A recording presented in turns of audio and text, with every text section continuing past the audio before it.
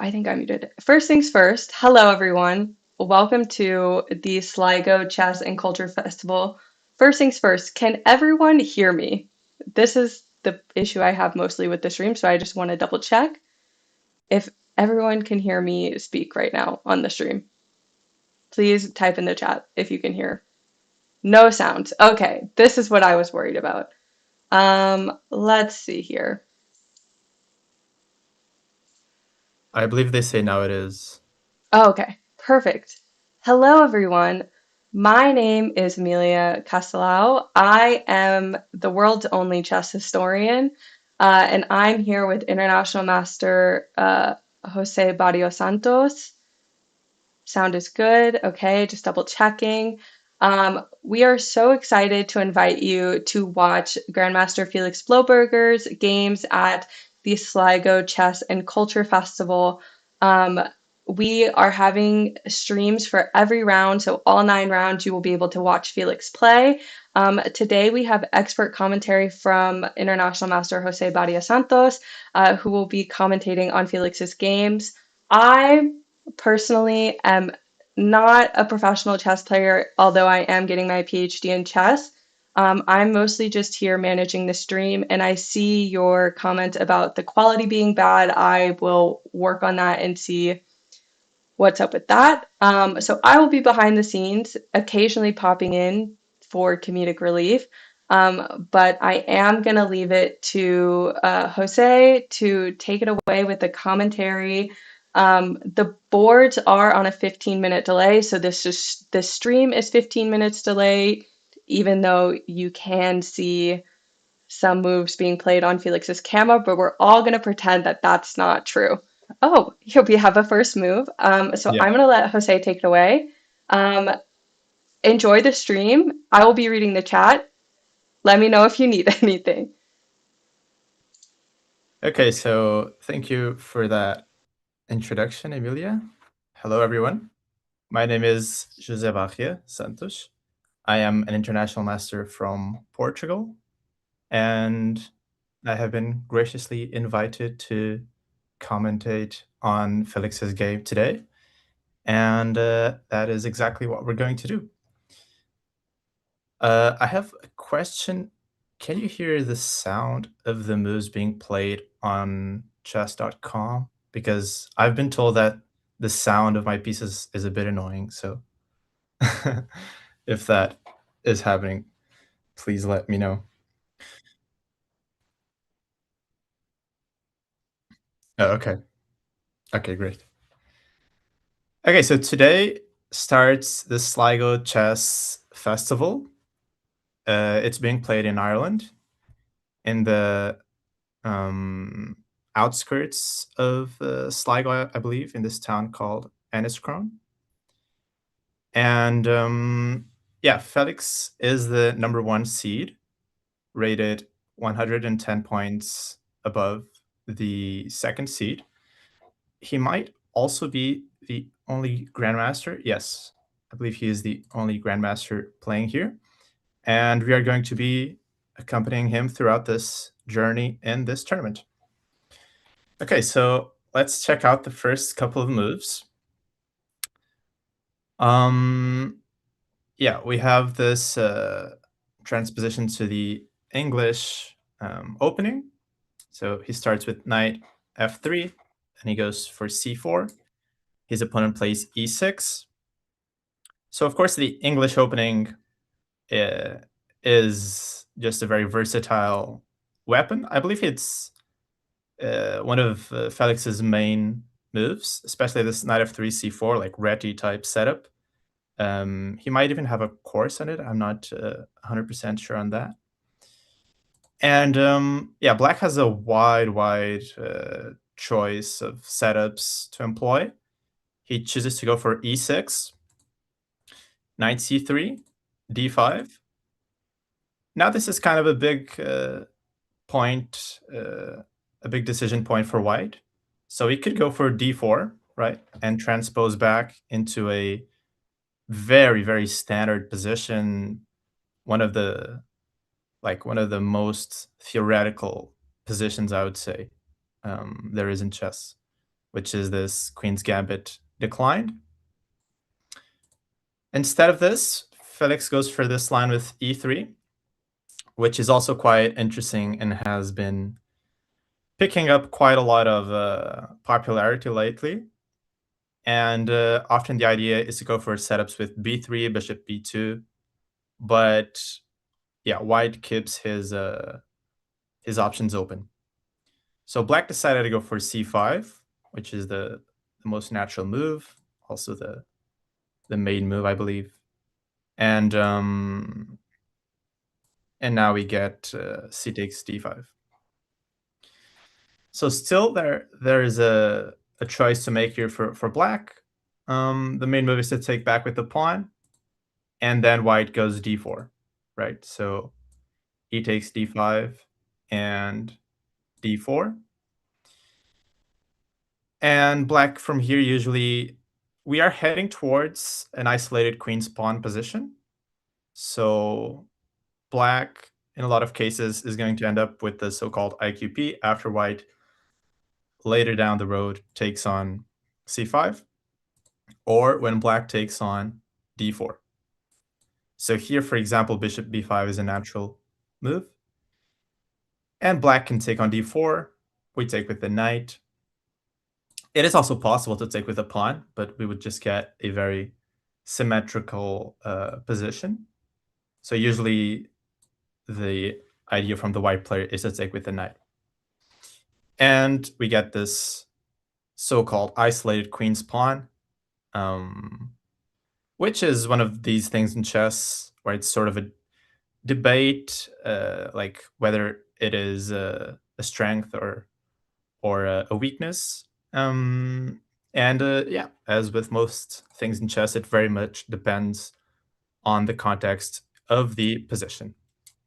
Now, before I get too ahead of the game, we don't know what the players are going for after all. And okay, black decided to take with the knight.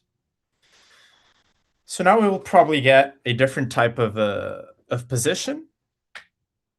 Yeah, white can go for d4 here. That might be his intention. We can also take on b5.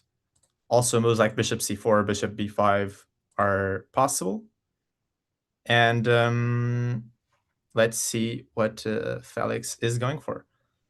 By the way, the games do have a 15-minute delay. So I believe, like in the camera, for example, I believe his opponent is thinking at this very moment. But the games are slightly behind. Let me catch up with the chat. Yeah, the time control is 1 hour and 30 seconds per player, with an increment of 30 seconds per player per move. And I don't think there is a time control on move 40. I can quickly confirm that.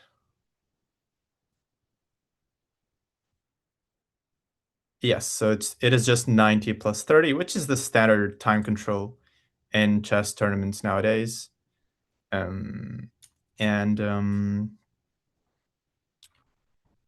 Yeah, so Felix is playing a 1900 rated opponent today from Ireland, so a countryman from the tournament's country.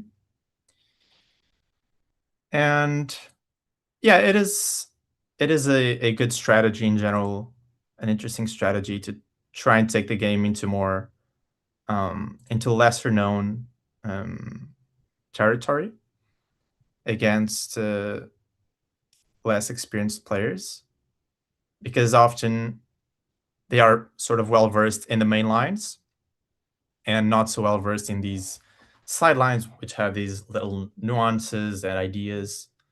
So I believe that is sort of what Felix is aiming for here. And yeah, let's see. I believe he's going for d4, and we might get, well, again, there's a lot of a choice here. For example, if black takes, We can take with a pawn, and now we get the IQP, right? We get the isolated queen's pawn. Um, in return, black's bishop on c8 is a bit blocked at the moment. It will come out later with b6 and bishop b7, but this is like one of the main positions. Actually, a couple of years ago, I picked up this line from the white side against the Caro-Kann, which is very easy to play. It's not necessarily that good or critical, but it is quite easy to play. So this is the so-called pawn of attack in the Caro-Kann, and we can even get a transposition if the players so want it.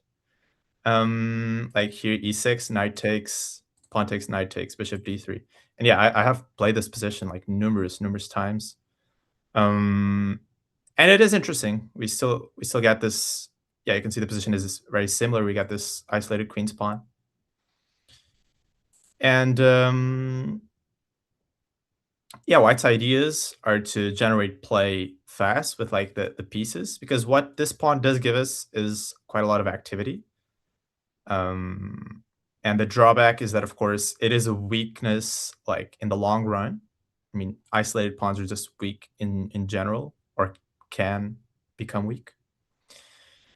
So yeah, we might get something similar to this. Okay, instead, white takes on d5. Interesting. This move has even like much less popularity than d4 right now, or a bit less. And now black can take with the queen or with the pawn. It's kind of funny that with each move that the players are making, either one guy can end up with the isolated pawn or the other one. Like here, for example, in these positions, if we take on c5, black ends up with the isolated pawn as well.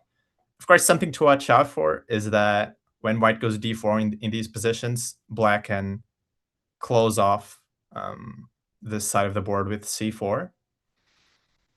And this has the potential to be quite good for black. For example, this bishop now is hemmed in inside the pawn structure. And if we think about the potential breakthroughs for white, it's pretty much b3 or e4 at the right moment. B3 right now might run into a problem with bishop b4 check.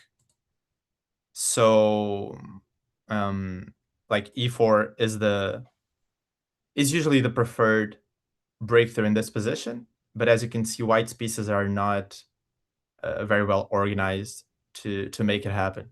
So if white isn't precise with the move order, oftentimes black can just close off the position. Okay, instead black takes with the queen on d5. And now probably b3 and bishop b2 is a natural way to continue. And yeah, there's this sort of rule. There's this rule in chess that the queen shouldn't come out too early in the opening.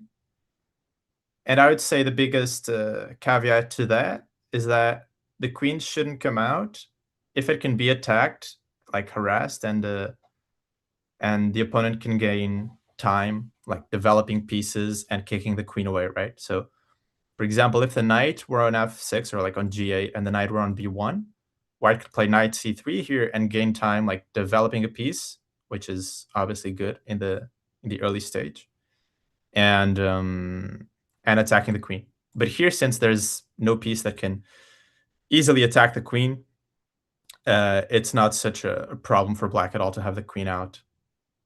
And that might be a reason why the most popular move is b3, where white wants to go bishop b2 and probably then develop with the tempo with bishop c4 and short castles. So the game might be heading in this direction after all. Isn't there some gambit with knight takes d5 and b4? Yes, I believe there is some gambit like here. Yes, b4 here. Um, this is a theme in these positions, just to make black like now get this isolated pawn, and also it's kind of hard to develop the bishop on f8. This might have been Felix's idea. Uh, Again, it is good to use these sort of less trodden ideas against less experienced players. So this might be what Felix was going for after all, but instead we got queen takes b3. Okay, but his opponent keeps playing rather fast, which might indicate us one of two things. One, he actually knows the position, like he's still in preparation. Um, or two, he just feels sort of comfortable with his position and is making natural moves. Now, I would incline towards the latter, but you never know. You never know.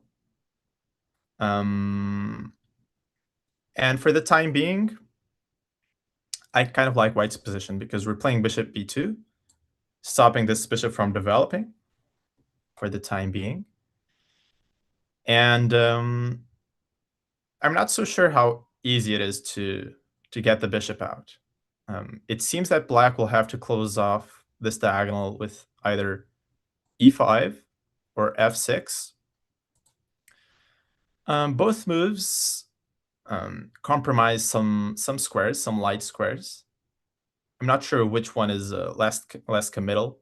I mean, e5 is like natural enough, but it does give us some squares to work with bishop c4, and then maybe some knight g5s start coming into consideration.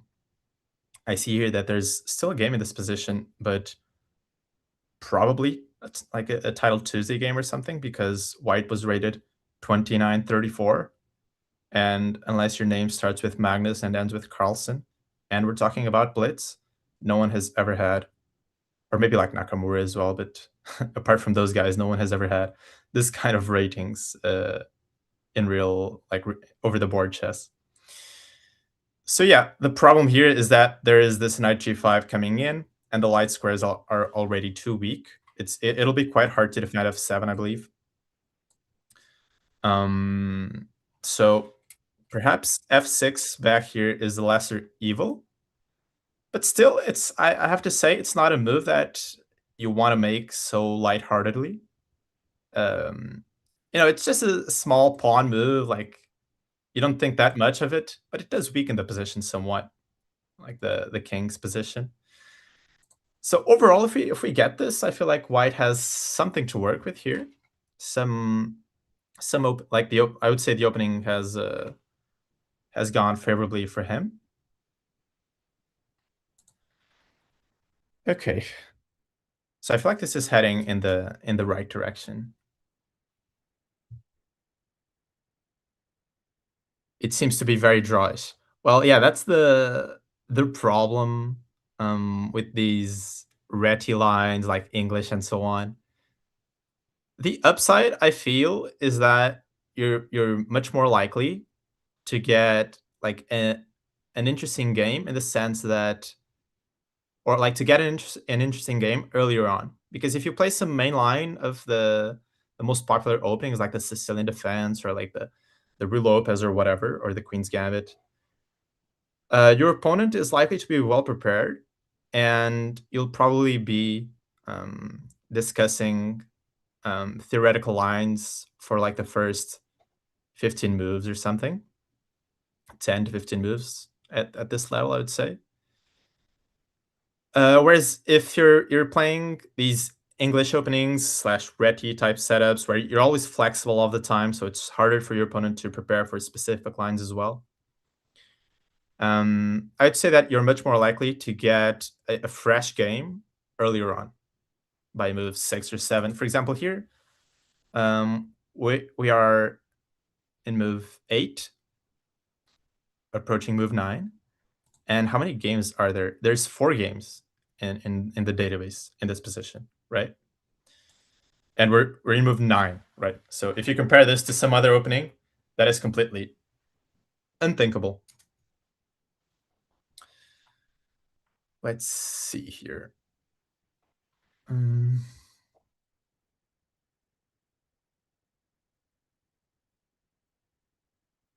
okay.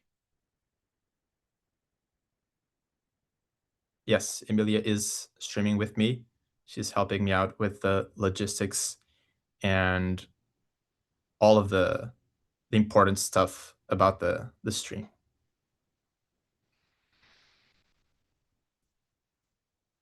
This is far behind the Lead Chess stream of the game. Yeah, Lead Chess's stream might be more up to date, but we are sticking with the chess.com one because it has a 15-minute delay, which is what we're aiming for. Yeah, the quality of the stream, I believe, will be fixed when possible. We are aware of the problem, guys, and it will get fixed as soon as we can. See, that's the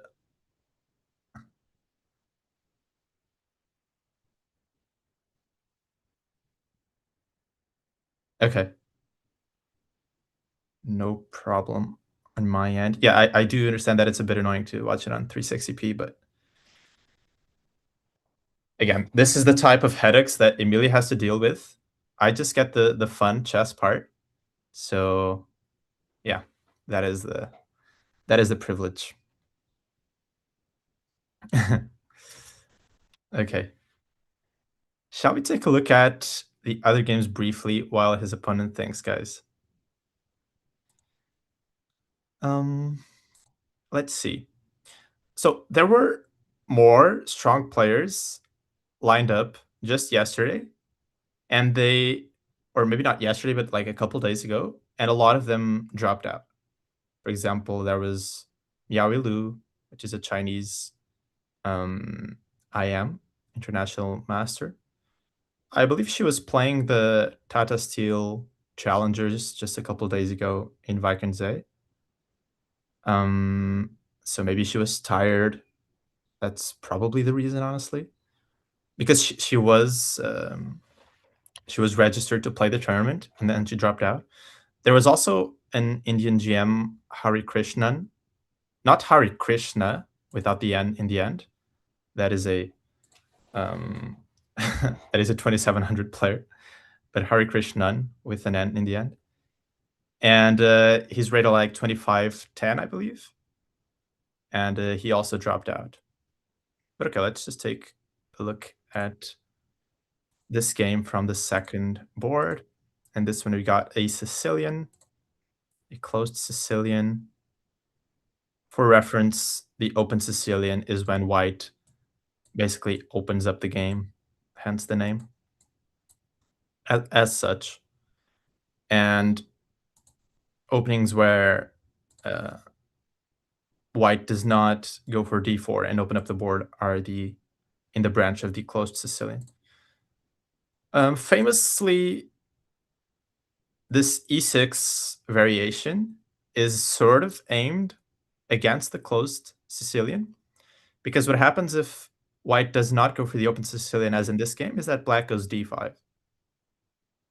And this is sort of accepted as not a refutation, but like an antidote to white's opening advantage desires. But okay, white plays in a sort of normal way, not too threatening, and now this move bishop e7. And black's just developing with knight of 6 next, and has a fine position. I'm always keeping an eye out on Felix's board to see if some developments have occurred. And it seems that there were some developments coming in. So bishop d7.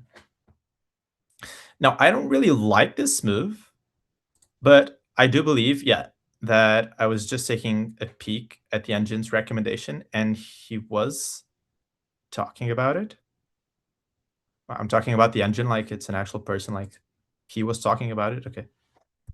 The engine was recommending this line. Um, yeah, White's play is still quite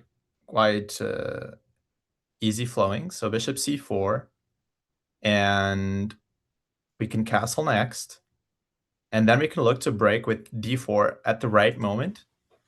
We always can keep that card in our pockets. We don't have to rush with it. For example, if we do it too soon, like here, d4 would probably be a big mistake because black is taking, and then bishop b4 check is coming in, and all of a sudden, black's pieces start making sense, and actually, like, we have a huge problem now because of this check coming in. So bishop d7, bishop c4. The queen would probably move to h5. It is the most natural square for the queen, I would say. It can also go to f5, but I don't know, queen h5 feels natural. We'll probably get short castles now. There might be some stuff to watch out for in terms of castling short here. Particularly, let's say black gets the bishop out somewhere, and then when the g7 pawn falls, there might be some ideas to work with the g file for black, right? So let's say like bishop d6, bishop takes g7, and there might be some problems with the g file. Rook g8, the bishop drops back, probably to safety here on b2. And I don't know. I don't know. There might be some stuff coming in with e5 or some problems on g2. So I feel like Felix is going to steer clear of these things. So he might end up not castling here after all. So then other logical moves are rook c1, just getting the brick into play. Perhaps queen e2. Not really sure if we need to include that one. But okay, he does castle. He does castle. And he's playing rather fast. And I would say, having watched some of Felix's videos, knowing his playstyle a little bit, I would say that if he blitzes out this move, it is likely, very likely, that he's still in preparation. He still has some idea in this position, like some home cooked ideas, and it is far less likely that he just saw a natural move and blitzed it out over the board. Which, by the way, I should say, guys, in classical chess, that is not a good thing to do. Like, if you see a natural move, like just blitzing it out, it can't be too bad. That is not a good philosophy to have in classical chess. We should always try and corroborate our moves a little bit. It's like every move is like a theory that you have. Like you hypothesize that a certain move is good, and then you have to try and corroborate it, and to try and like make sure that to be more confident that it works, that it's a good move, you need to investigate it deeply and try and refute it from the other side. So it's a bit like science, right? Or a lot, actually. Like that's one of the most fascinating things about chess, right? It combines aspects of science, sport, like everything. Yes, Felix is the highest rated seed in the beginning of the tournament. Today is the first round, and let me check actually how many rounds. Yeah, it is a 9-round open tournament, and I believe the city where they're playing uh, is located between a mountain, which has an iconic name for Ireland, but too weird for me to remember it. Let me see if I can find it. Yes, the Ben Bulben Mountain. So this city is located between like the Ben Bulben Mountain and the northern Atlantic coast. So I'm guessing it's not too hot over there. I'm guessing it's not too hot. Okay.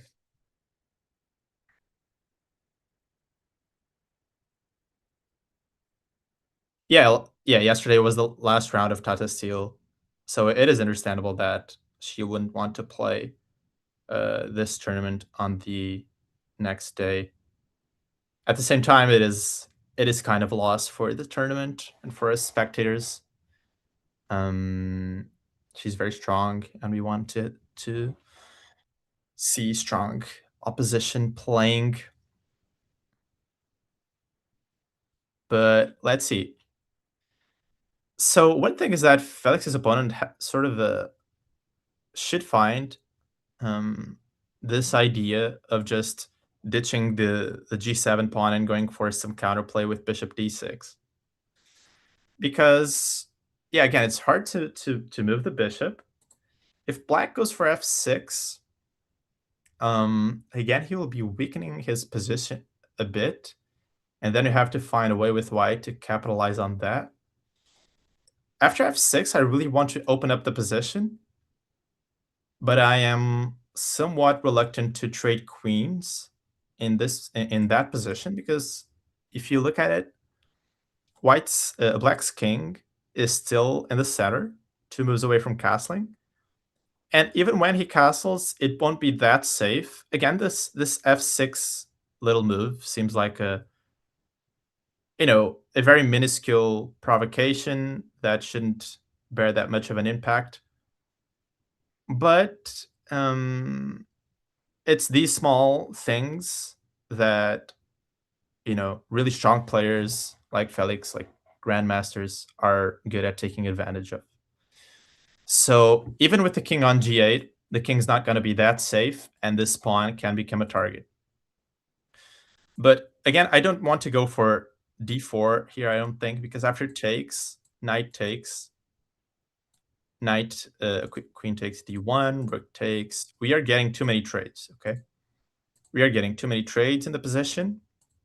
And yeah, the king being slightly exposed would definitely be one of the ways in which we could exploit our small advantage.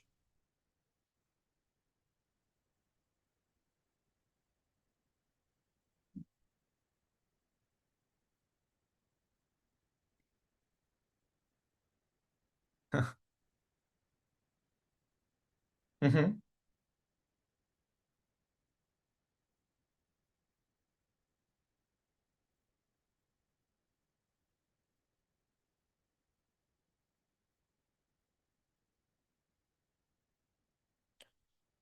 Okay, guys, I believe we are going to be restarting this stream momentarily just to fix this quality issue.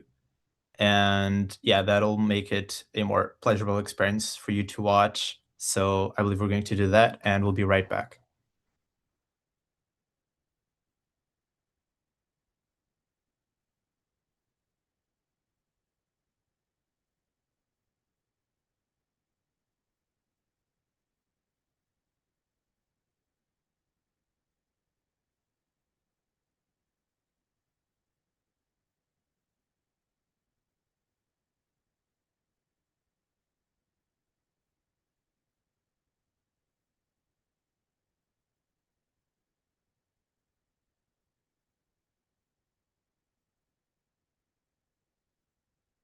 Okay.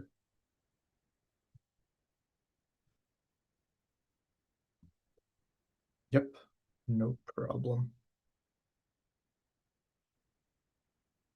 Okay, guys, we are back. Okay, now the quality is much better. Okay, so let's keep going. So where were we? Yeah, we're trying to find a way here. Okay, wait, his opponent has made a move, and he did play bishop b6. So on the one hand, he is testing Felix, and he is making the right choices. On the other one, he might still be in preparation. I would still guess he is, but we shall see. We shall see. It is the most testing move, right? Um, by far. It forces white to make a decision, and let's see, will he take the pawn and just run away with it and then hope to defend? Or does he not want any part in that and just go for some other move? Of course, white is not obliged to take on g7, but then black would castle and at least solve that problem, right? Where he would be getting the king to safety without compromising his pawn structure. On the other hand, this bishop on d7 doesn't really make a good impression. This bishop on d6, however, is a good piece. The main thing that I like about white's position is how well placed our pieces are. Well, not the rook on a1, but the other pieces. But as you've also mentioned in the chat, these positions tend to be quite dry, and we do have to find a way to sort of, get some pull, get some play going on, some stuff.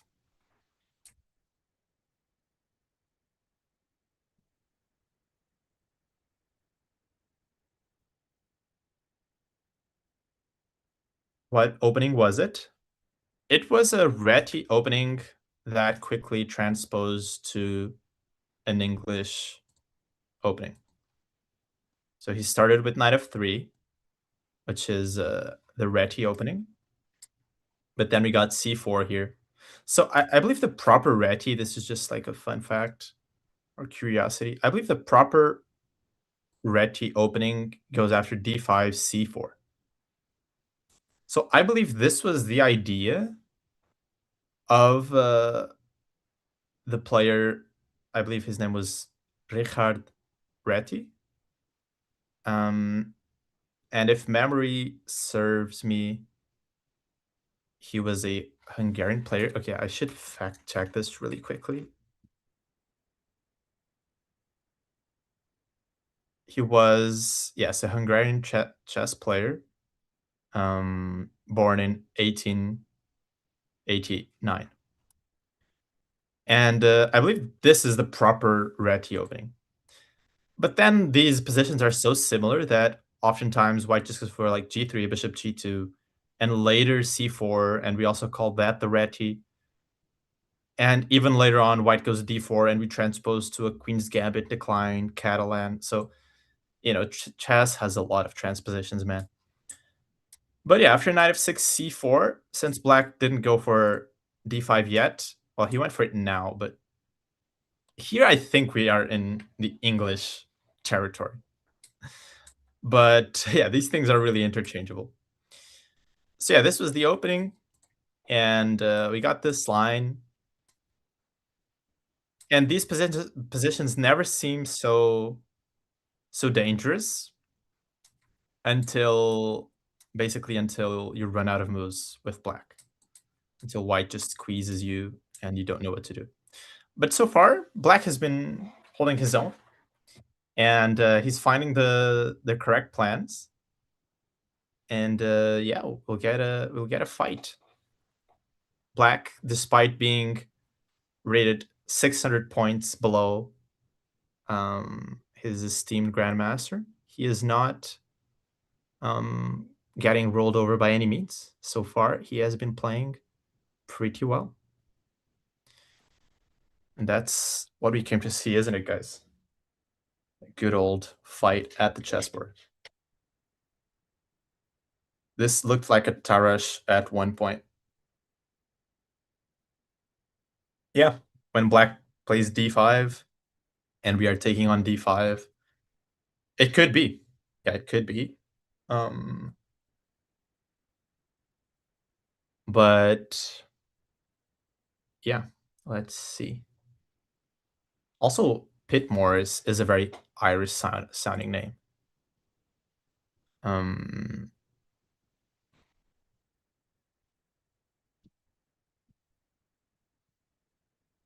It is a very Irish sounding name.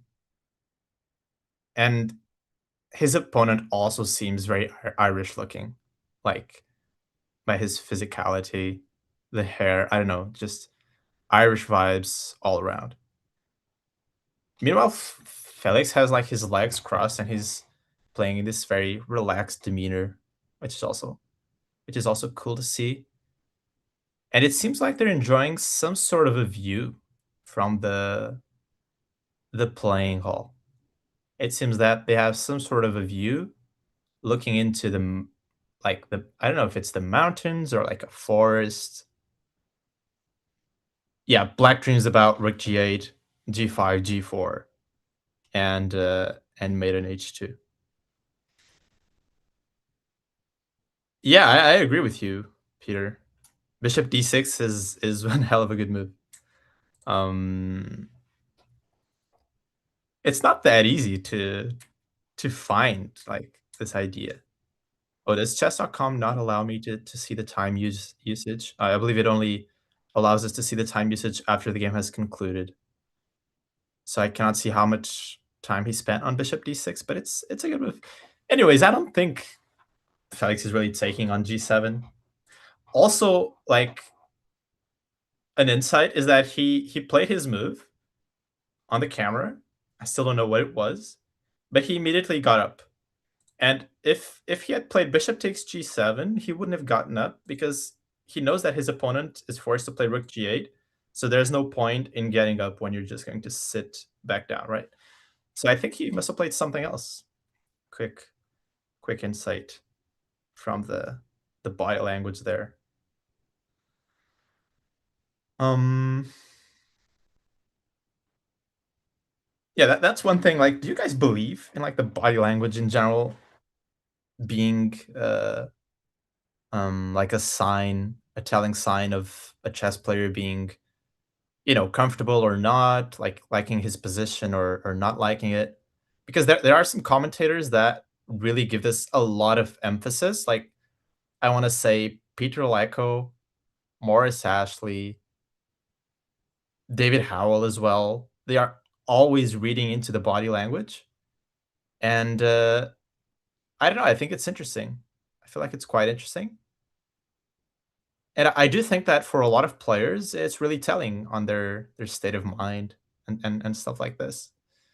Uh, Me, for example, like when I'm better, first of all, I play much faster because I just feel confident, and I think I'm getting up from the board much more often.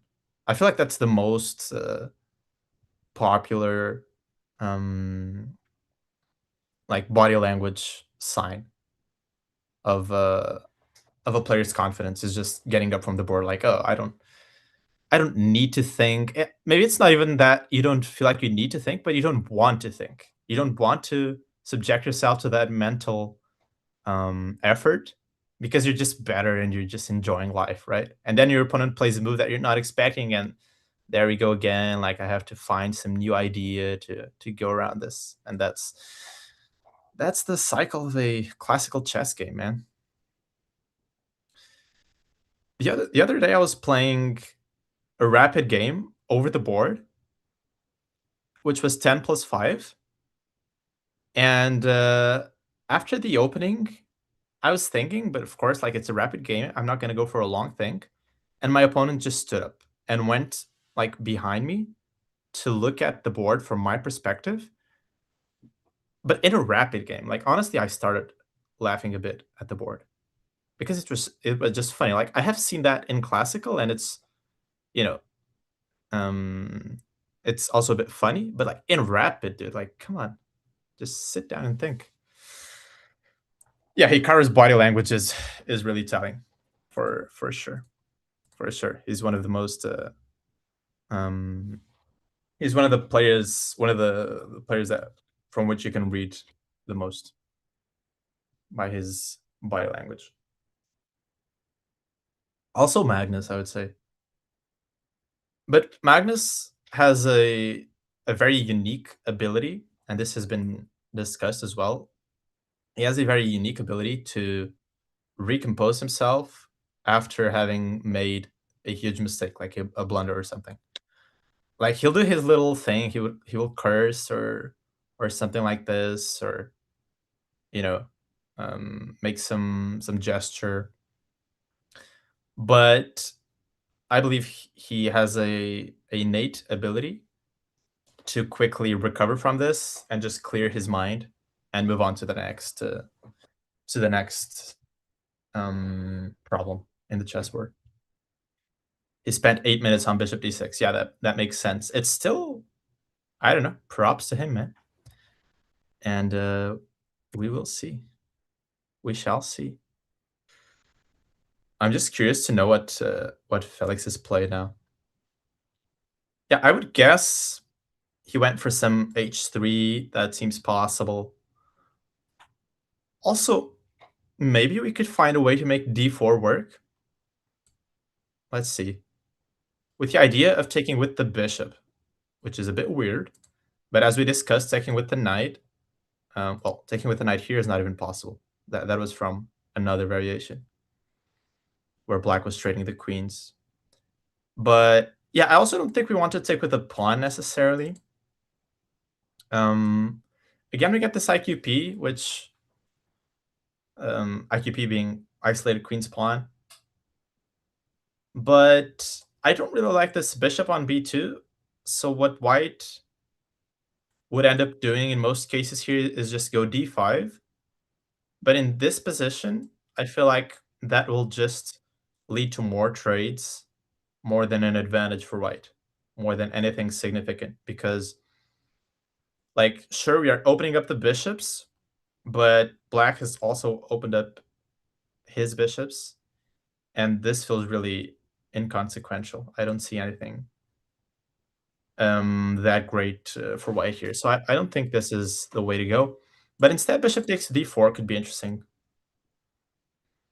Not sure what to make of this. So the point is that if black takes the bishop pair, which is the most natural thing to do, we are taking with the queen, again hitting the g7 pawn and the bishop, right? And I'm guessing that it is a very different story here once we take on g7 as compared to earlier where we took at the bishop, because the rook is not able to come to g8, at least not immediately. But there are ideas for black to go like long castles. I'm not sure how is this possible?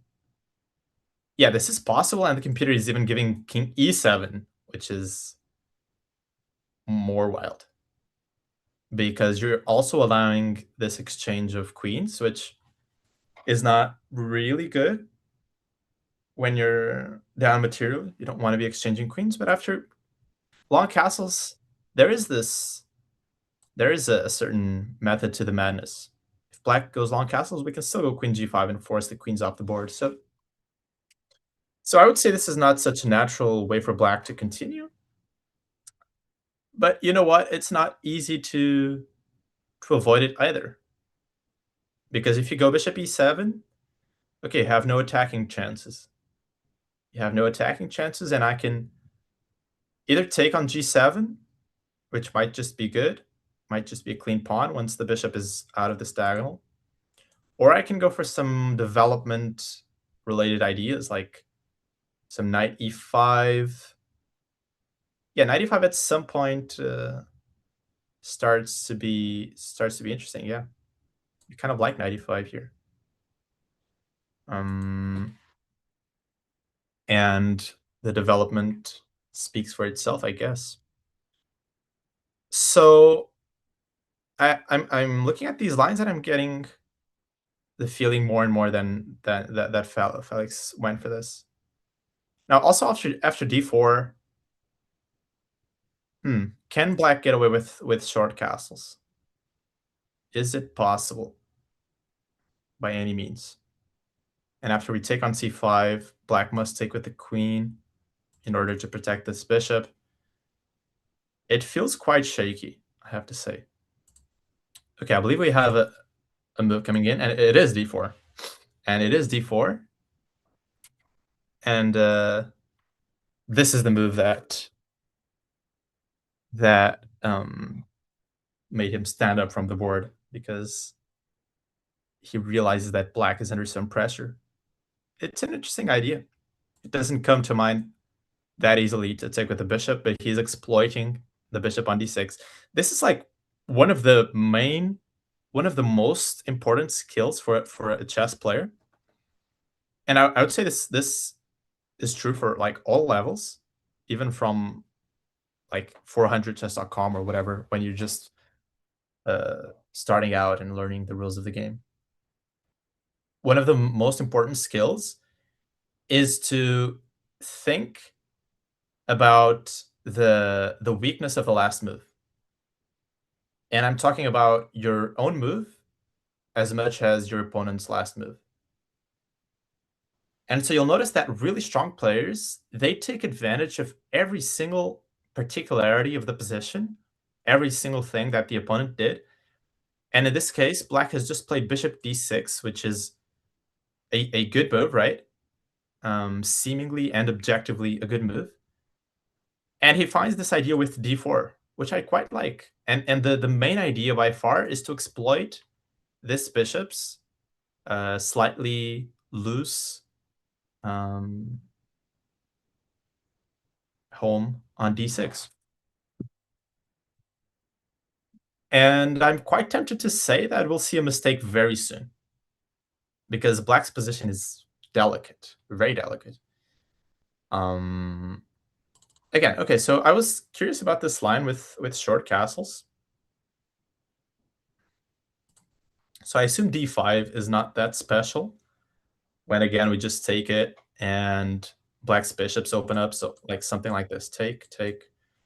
We don't really want to trade the queens unless we have to, and black just goes for some rook d8 or bishop g4. This doesn't really make that much sense. Okay, maybe even rook d8 is just simpler, and then there's going to be some problems along the d file. So this is definitely not the right way to go. So instead, dc5, queen c5. Okay, and now just rook c1.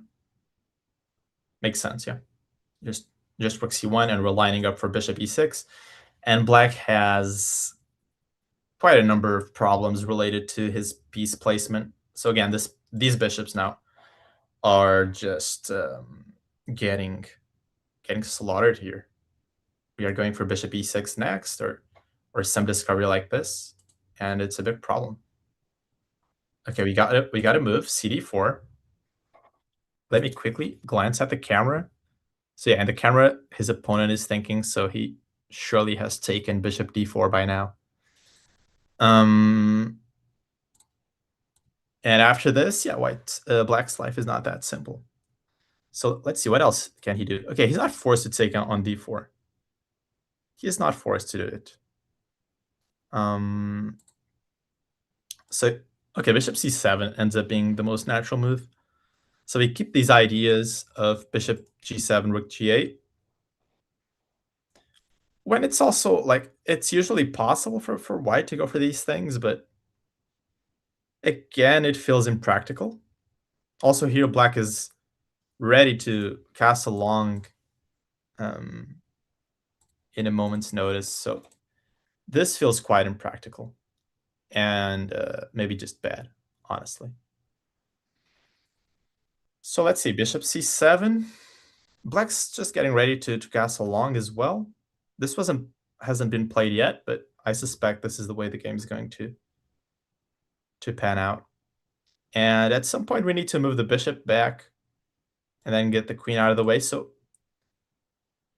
maybe we're not tricky enough yet. Bishop b2, I assume black castles long. And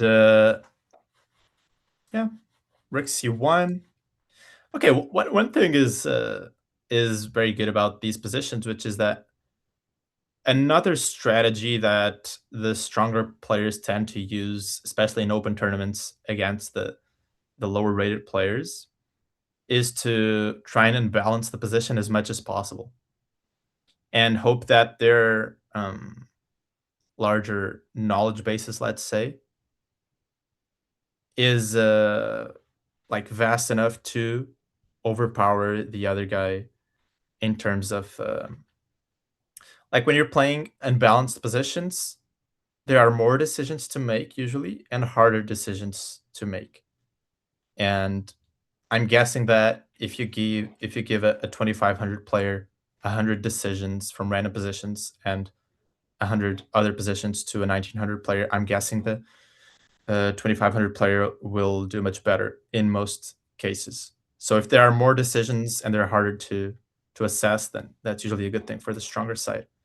And having the king's castle in opposite flanks is pretty good in that department and does give more dynamism to the position.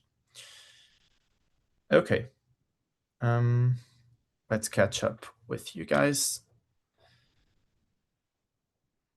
I stand up after every move. If my opponent would interpret my body language, he would go crazy. Okay. Yeah, yeah, I do know people like that. Um, yeah, I was saying that I get up a lot when I'm enjoying my position and when I think I'm better. But there's also the flip side of it, like when I'm much worse and I just don't care about the game anymore. Like I care, but I just can't stand to look at my position, you know? I also get up a lot in those stages. Okay, d4 makes sense. The two bishops are in line with the queen, and you want to play in the center for counterplay. Yeah.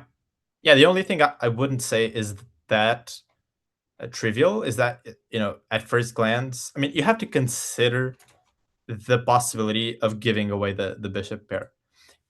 It's not that it's hard to, as with many things in chess, it's not hard to understand it once you start looking at it, considering it, right? But it's hard to um, seriously consider the move, right? If you're thinking about possibilities back here, maybe you think about d4 and you say, okay, if pawn takes, I take with the knight. Well, again, there's that mate. And if I take with the bishop, I'm just giving away the bishop pair, and for what, right? And you might just stop there, right? But yeah, the only interesting part here I would say is that White forced himself to look a bit further, and yeah, then we can quickly conclude that it's good. Black's giving up space. Yeah, Queen h5 feels a bit weird. Yeah, Queen h5 is a natural move in positions like, for example, in the Scandinavian defense. There are some positions where the queen gets attacked and it runs over. Well, there's also positions where it runs over to a5, but there's definitely many positions where it goes to h5. But that's usually paired up with a bishop g4 coming in. For example, if black had the pawn back on e7 here, some bishop g4 stuff would be quite vicious. But I do agree that the queen on h5 without any more assistance does not pose that big of a threat. With that said, it's still a bit annoying to defend against this threat of the queen and the bishop, because if you go h3, then there will be, well, first of all, there's ideas of g5, g4 later down the road, of course, because the rook is the pawn is pinned to the rook. And then there's also ideas of going like e5 and then sacking on h3. Again, in some positions down the road. It's all a bit speculative, but it's ideas that, like, from the white side, you're not sure if you want to allow them in the future, or having if you don't want to be having to think about them. What else? Why doesn't a GM want to trade queens? They are better at endgames than non-GMs. Well, yes, it is a good point. I would argue that GMs are better at everything than non-GMs, or at most things at least. But the thing is that in endgames, even if you have some advantage, let's say you have like 0.2 or 0.3, which is, of course, really not a lot. But let's say you have some small advantage like that. Uh, but let's say like the probability that the game heads towards a draw is much higher than in an imbalanced position with many pieces. So like the more pieces there are, the more chances I would say that the defending side, the weaker side, makes a big mistake, right? So that's why strong players usually tend to favor these unbalanced positions with kings on opposite flanks, both sides going at each other, attacking each other. I would say they tend to prefer that. There are also the type of players, as you mentioned, that just like to that have the opposite mentality, which is like, if I go for these complicated positions, I'm just giving him more chances. There's more chances that I will miss something. It might become too tactical and whatnot. So I just want to trade some pieces, go down to an end game, and they won't have the technique or they won't have the knowledge. That school of thought also exists. Um, and yeah, I would say that in the at the end of the day, it mostly depends on the player's preference. For example, I don't like going to into simplified positions, like too simplified against low rated opposition, because I start to become a bit anxious, a bit nervous uh, about you know the draw. Um, and I would rather keep it complicated. And if I make a mistake, okay, so be it. But like my opponent is more likely to make mistakes in general. Of course, this is all very relative, but it's just my way of thinking about it. Um, One of the best chess skills is to be able to evaluate positions after deep calculation correctly. Yeah, for sure, for sure. One thing that I'm quite adamant on is that we should look at more possibilities on each move rather than looking at one possibility in a deeper way, right? So, for example, take this position in front of you. Like, if we're playing from the black side, okay, right now we have a lot of things to consider. Probably, I don't know how many. Let's say knight takes d4, of course. Bishop c7 makes sense. e5, which is a bit more imbalanced because you're changing the pawn structure around a bit. And maybe even some long castles. Maybe that could also be something. Maybe, maybe not. Maybe there's just bishop g7, but it also enters our realm of possibilities. And I strongly advocate that we should look, um, try to spot more ideas for us and for our opponent at each juncture, rather than starting. For example, let's say I just think that bishop c7 is a good move, and I start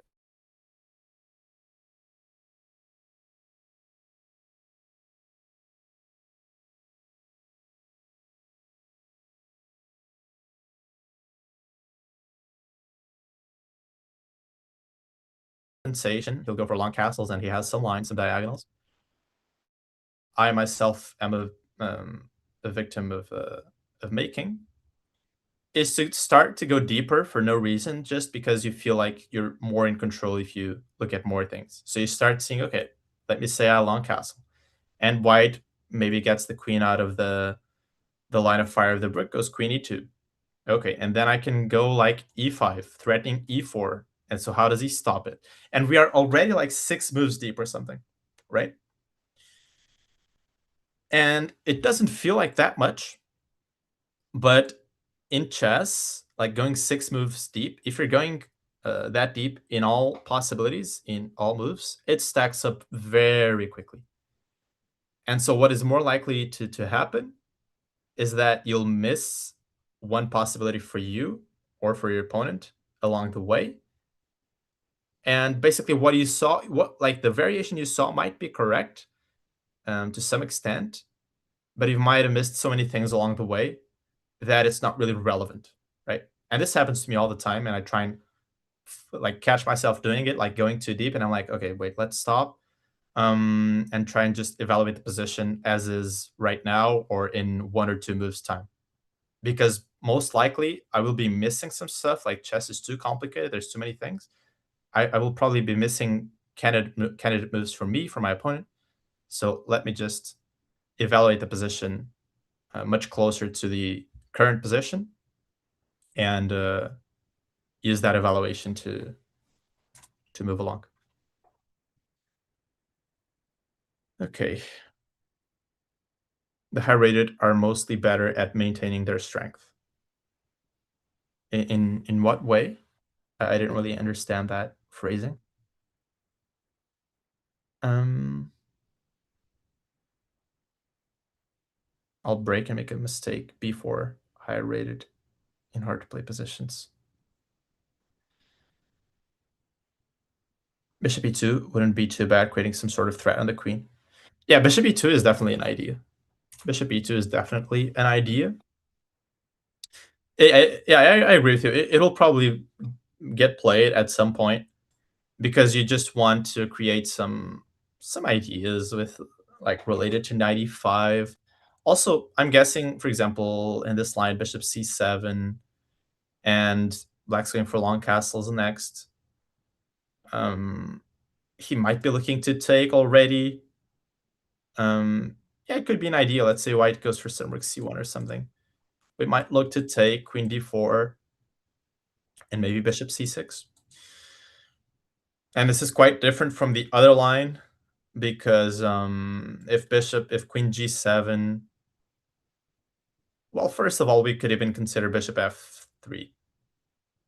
But I guess there's bishop b5 check. But yeah, after queen g7, if black just goes long castles, it's quite different from the other line because now these monsters are already pointing at the king.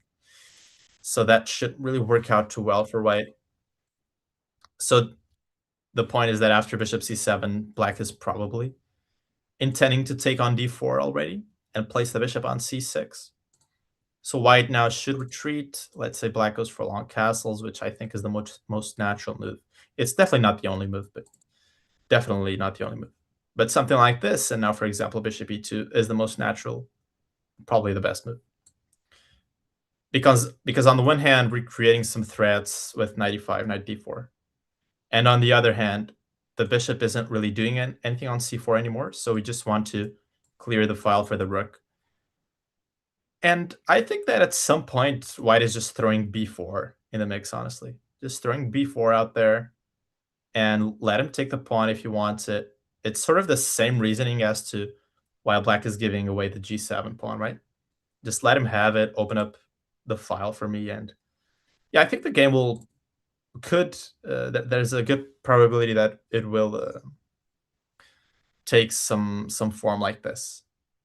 And now probably rook c1, and next maybe like queen c2, and then look to play b4 or a3 b4. And black's position is just slightly passive, you know? If these lines never manage to open up, and if this bishop never gets involved like here, black doesn't have a whole lot going for him. So I feel like the game might go in some direction like this. But again, there's more choices. Black can go e5. Yeah, e5 is probably a bit too loose for my taste. And also, I really like, but this is completely like personal preference, but I really like having all my pieces working, all my pieces active. And after e5, we're at least temporarily closing this bishop, like bishop b2, bishop c7, bishop d5. And now this bishop is closed. Yes, we did open this one up, but yeah, it's not that it's it's really not the type of variation that I would go for. I would probably go long castles here, but I have to admit that that I don't love these resulting positions that we were seeing. Sorry, where was this? Oh, yeah, bishop c7 first. I would go for bishop c7 and long castles, but I have to admit that I'm not really a fan of these variations for black.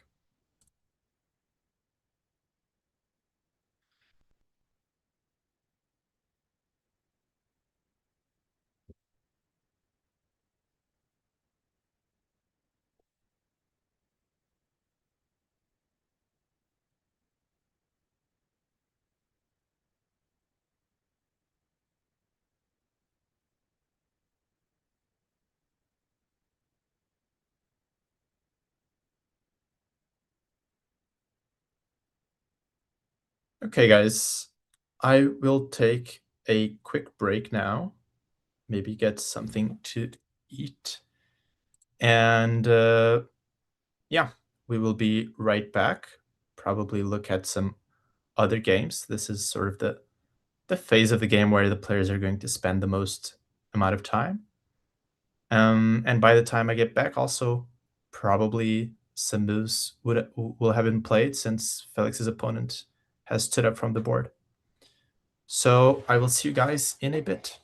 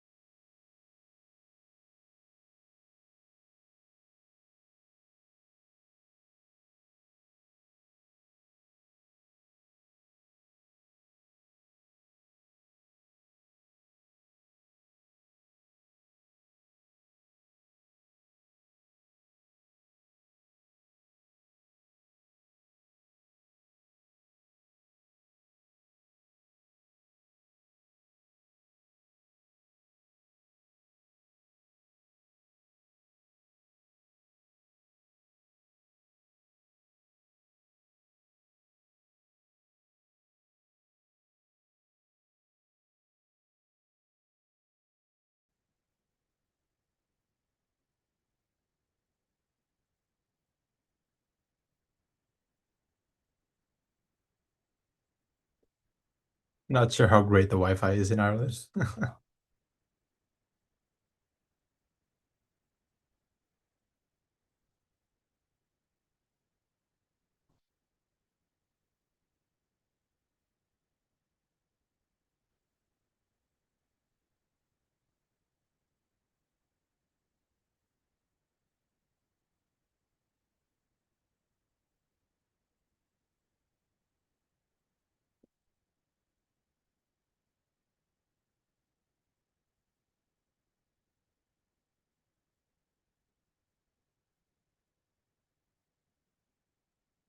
Yeah, absolutely. So when we last left off, we were in this position Oh, wait. where Okay, sorry, I had myself muted. So I'm gonna do that again. Hi guys, I'm back. And we're trying this again because I was muted. As the first stream usually goes, there's always some hiccups, but for those of you who didn't catch the beginning of the stream, my name is Amelia. I primarily am helping Felix out with running the behind the scenes of the stream, making sure that it goes live. I'm also a chess historian. I'm getting my PhD in Soviet chess history. I don't really play chess that much, so I'm just here for the vibes, but can you catch me up on how Felix is doing? yeah, absolutely. So when just before the break, when we left off, we were in this position, and I had thought that his opponent might have been going for bishop c7 and long castle. So Felix had just found this idea, bishop takes d4, which is quite strong and puts his opponent under some pressure. So his opponent ended up taking on d4, which is a natural move, but now it forces him to sacrifice this pawn on g7, which had been hanging for some time. But the difference between taking it now with the queen and before with the bishop is that black is not going to get this counterplay with rook g8. So white's next move, no matter what, is queen g5, trading off the queens. And this tends to help the side that has a material advantage. Okay. Hmm. So the basic point behind that is that if we can imagine if we can trade all the pieces now and just get down to a king versus king endgame, it is a trivial win for white, right? Just Yeah, because you're okay. up a just because you're up a pawn. Do we Of course, think, go sorry, ahead, go ahead, go ahead. do we think that Felix is the highest rated player here? I think by what, like 100 points? 200? I think we checked earlier but forgot. Do we think he's just gonna like farm and cook at this tournament and win every single game? Yeah, it is a possibility. It greatly depends on his form. So true. Um, I believe that he's been quite well in shape lately. He has. He played Um, really well um at the FIDE World Cup. He played super, super well. He held his own against um the Chinese GM whose name escapes me at this moment, but Yu um Yang, I believe. yeah, Yu Yang Yi, he played really well against him, and so I think Felix is in top shape right now. Um, and I think it's also really fascinating because when I was muted, I was explaining to you that, I've never seen a GM like actually set up their own stream and like stream a tournament that they're playing. So I personally think that this is like a really cool thing Felix is doing. I don't know if you've ever seen a GM do that, but this is like the first that I'm. Yeah, I think it's a really cool initiative from him, and yeah, I feel like a lot of people, most people that watch like chess content on YouTube, don't really know like in firsthand what it feels like to play an over the board tournament. And so to have like the cameras set up and sort of watch them make the moves and so on, look at the board, the clock, and I don't know, just the playing hall in general and everything, get some vibes for the tournament. I feel like it is really good to make people more accustomed to like the whole chess environment and everything. For sure. And for those of you who don't know, who might have joined recently, Felix is playing at Sligo Chess and Culture Festival, which is happening in a small, teeny little town called Enniskillen in Ireland. I played there last year. Actually, it was the first tournament ever that I played, and I did really bad. It was really embarrassing. I played I think it was the Weekender, which is 4 or 5 rounds, and I think I ended up taking a bye, and then my last round I had uh it was a like default bye because they couldn't pair me with anyone because there was like an odd number of people. But Sligo is a really great chess festival if you're looking for one to play in. Um, Everyone gets a DGT board. The tournament organizer, Craig, he's amazing.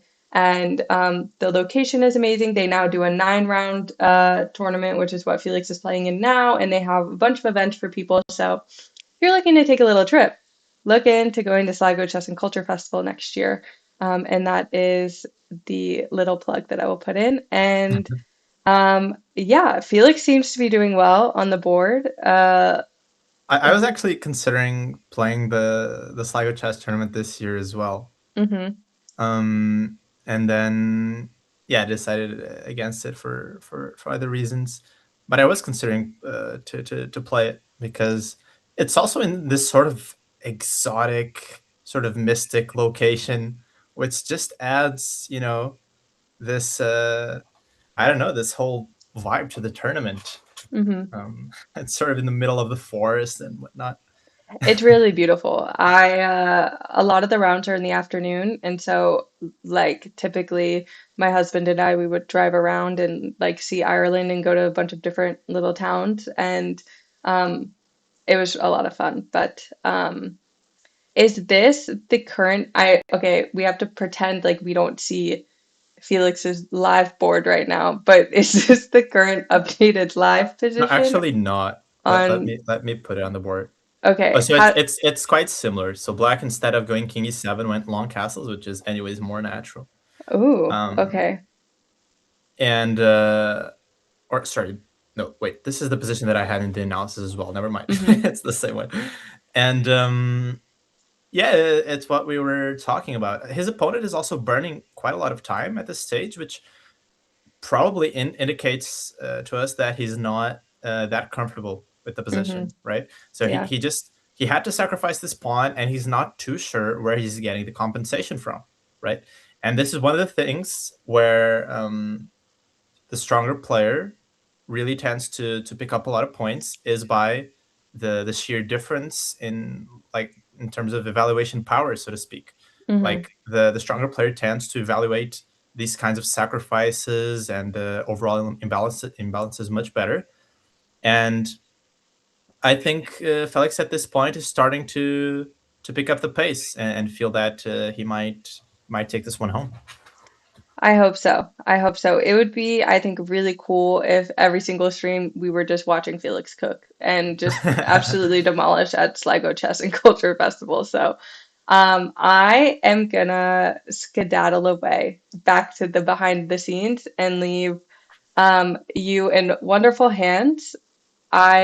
If you guys, I'll be in the chat, guys. If you have any questions, I'm glad we got the quality of the video fixed. That was everyone give me a round of applause for that. And You're uh, getting some praise in the chat already because I of the chess history stuff. yeah, if you want to check out what I do, shameless plug. If you want to check out what I do, you can go to my website, emiliacastelao.com. I also run the Women in Chess Foundation, so if you want to support women in chess, feel free to do so. I'll put those links in the chat. Bye, guys. See you in a bit, Emilia. Okay, guys.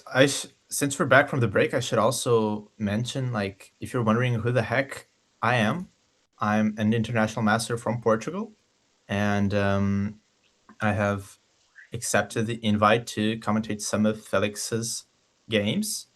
Um, and and here we are. Let's hope that we can make a good show out of this with Emilia's help and have some fun looking at the games. So Yeah, here we are. Black has to trade. I mean, he can also consider queen g6, I guess. And wow, the computer is actually pointing out this sick move after queen g6 to trade off the only trump that black has in the position, which is basically the bishop pair, to go bishop b5. And the thing is that the bishop is protected by the queen, and if you try to take my queen first, I will not take back, but insert this intermediate move. So this is kind of cool. And then essentially we gain more advantage because one, we rid black of his bishop pair, which is a just an inherent asset in a position for a given side, like to have the bishop pair. And also we're training more pieces, which just helps us cripple down to this scenario of having king versus king. If that okay, that will not happen against a 1900 opponent, but if we are close to having that happen, I will show you why the king endgame is so easy to win, so routinely winning. But we are far away from that. So what his opponent should do is take on g5. Well, I have to admit I did not notice that this move was was possible. Because well, and it's not that possible, honestly. But the point is that we cannot take the bishop because then the queen would be, as we say in chess, en prise, which is just a fancy word to say that a piece is hanging. It's actually a really weird word. It must come from the French because it sounds so French like. But the thing is, I've googled this word and it doesn't exist, like this expression. It is strictly confined to chess usage, and it has no meaning outside of chess, which is really weird. At any rate, I believe Felix would not fall for that. He would play king h1. And yeah, the reason I was saying this is not that playable for black is that now there's this big problem with knight f7 coming in. For example, bishop e5, rook c1. Because the rook is also hit, but we take the rook out of the harm's way with tempo because we're threatening some nasty discovered checks. And next, we're just picking up the pawn f7. This looks completely over. So instead, his opponent has taken on g5. Okay. And rook h g8. Interesting.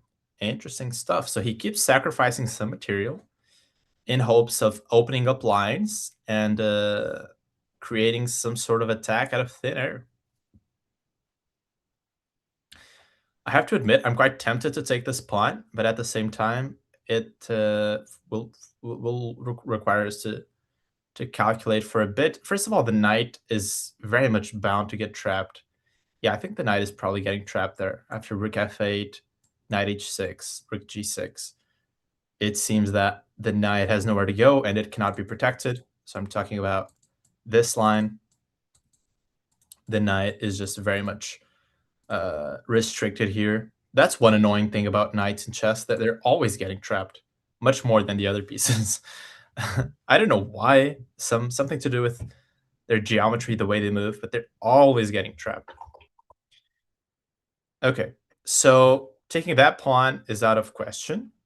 Taking this pawn is probably going to be bad for similar reasons.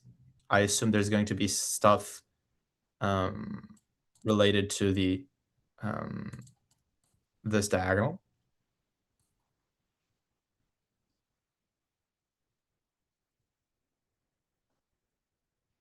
Yeah, this is not even the best way to go for black, but it's not ideal anyways. Yeah, we can probably insert bishop c6 first. So he's not going to do any of that.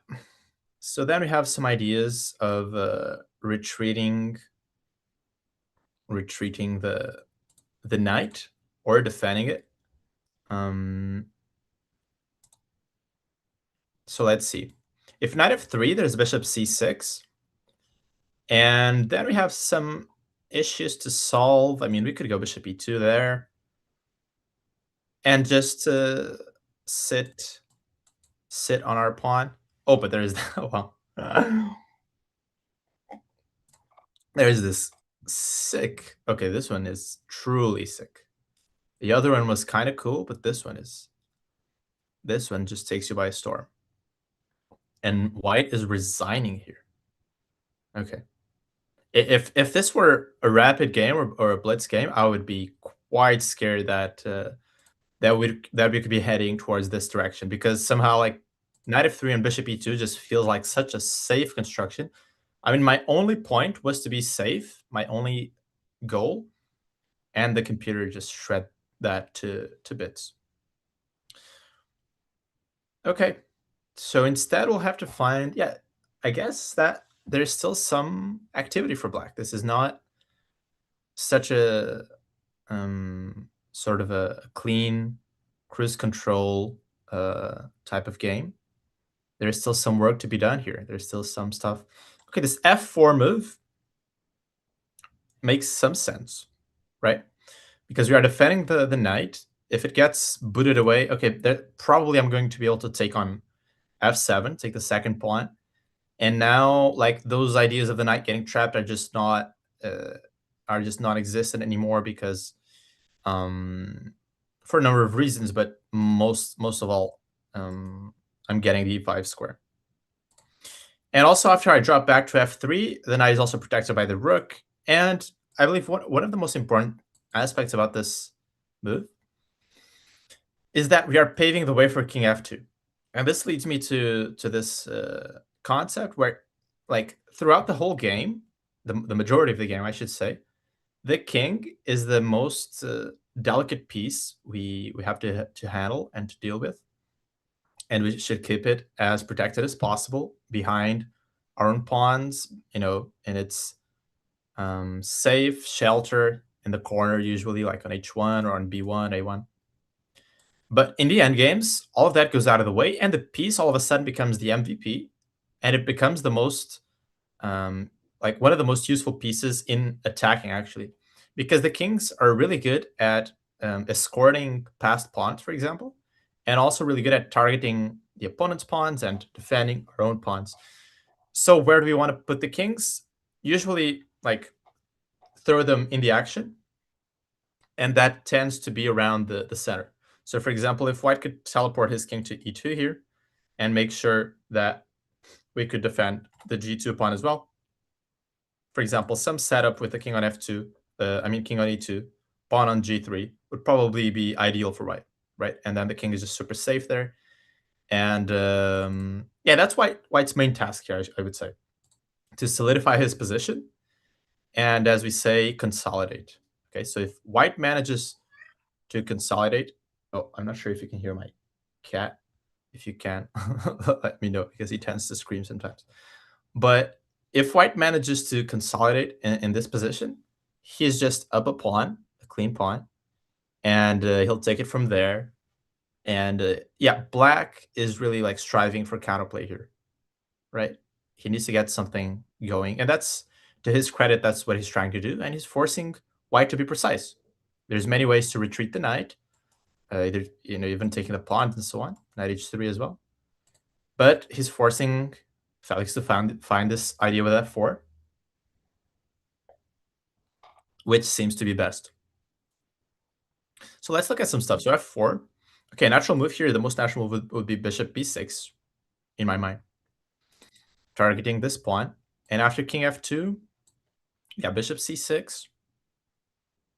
And now there's some stuff with rook d2 to watch out for, and there's also some stuff with in regards to this pawn on g2. So, for example, if it were black to move here, I'm not sure how worried we should be about bishop g2. Maybe we should be worried about this. And if king takes, then h6. Still, we would have f4, but h4, but then the pawn on e3 is also dropping. So that could be an idea. But we can come back to f3, conveniently stopping all of this crap, because now this square on d2 is covered, and there's no shenanigans in relation to these pawns or anything.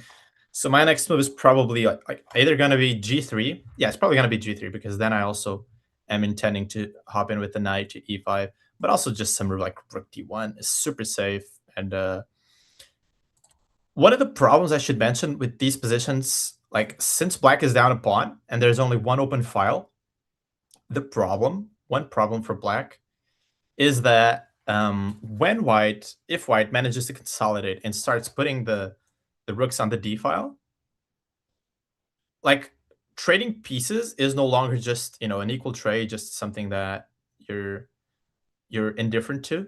It is actively a threat by white's part to just trade more and more pieces. So black will have to come up with something. One possibility where black will endlessly suffer is to take on f3, king f3, and go to this type of endgame, which is really like infamous, which is the opposite colored bishop endgame. Why is this a thing, right?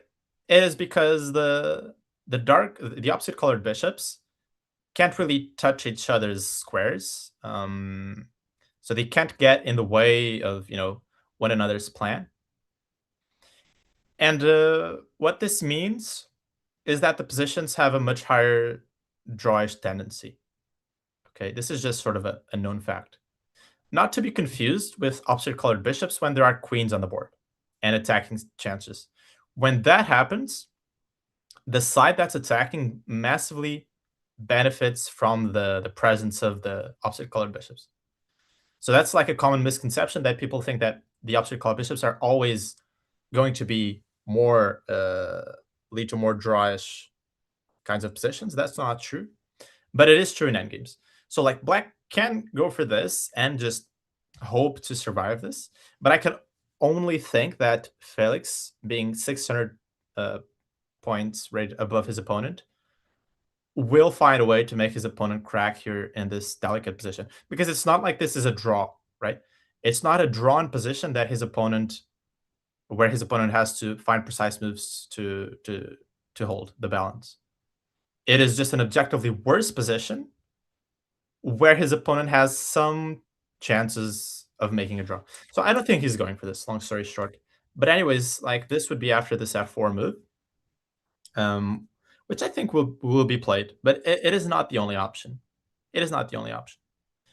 However, a move like knight h3 feels far less natural, putting the knight on this awkward square. So I do think f4 will be played, but again, it's not the only way to go about the position.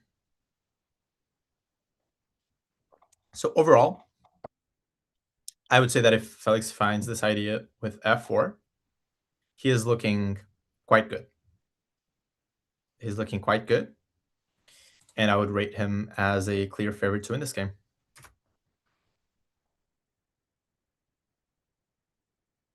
Yeah, the opponent did end up making a mistake in the next couple of moves, some moves ago. Maybe the knight to g3 via e4. Yeah, that makes sense to me. That makes sense. Knight e4. Yeah, yeah, I kind of like that. And then knight g3. Kind of wondering what could be wrong about it, if anything at all. So I assume black follows suit with his plan, goes bishop c6. White goes knight g3. And then the only thing I can think of is some counterplay with h5.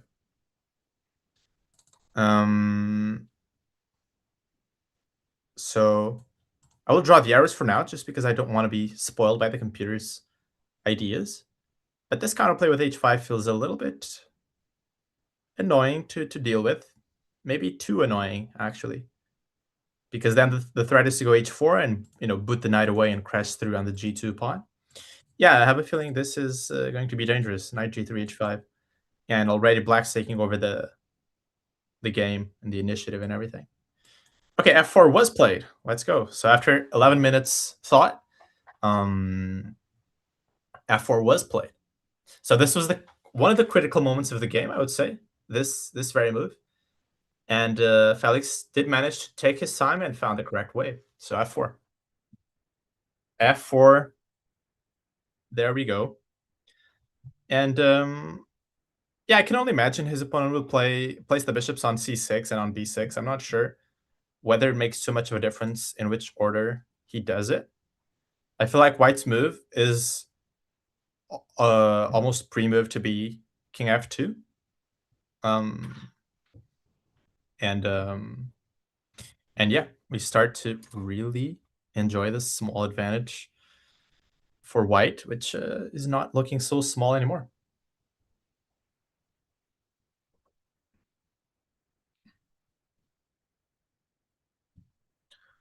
I'm doing exams approaching, but my pending work is not getting complete at 11:30 p.m. Can Black go e5 after f4? So e5 right here. Okay, so we're trying to open up the position for the bishop pair. I believe we can take on f7 now, right? Because again, this pawn on f4 is giving us these two new squares for the knight, so it will no longer get trapped. So if the knight is no longer getting trapped, then knight f7 becomes a real threat. So after e5, I believe we can take on f7, hit the rook, and then take on e5. And also that comes with a discovered attack on the rook. So too many pawns start to fall. Too many pawns start to fall. And if we're keeping up the prediction game, I feel like his opponent, Pete Morris, is going to make another mistake in the next forthcoming moves. Because this is a type of position that would require like a really strong player to hold and trying to find good ideas to create some play. For example, I have to be honest, I don't think I would hold this position at all. I don't think I would make a good fight out of this. It's one of those positions that is really very delicate, and the player with the black pieces just has to find just the right continuation at this very moment to give himself some hope and stay in the game.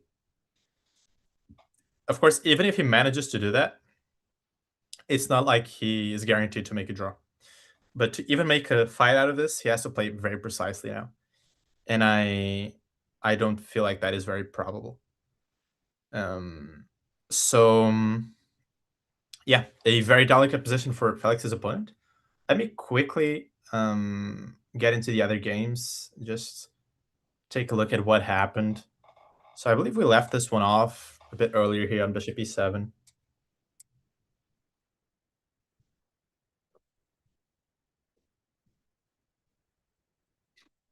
Meanwhile, White has found some creative maneuvers for the knight and apparently missed this chance to go Queen E6, which is still the best move, which makes sense because Black is threatening to remove the bishop with an attack on the queen, so Queen E6 makes quite a lot of sense.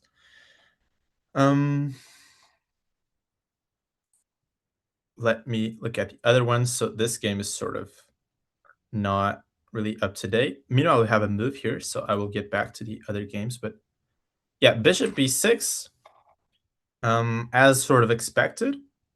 King F2 will most surely be played, and now I don't really know what Black's next move is. Okay, his next move is going to be Bishop C6.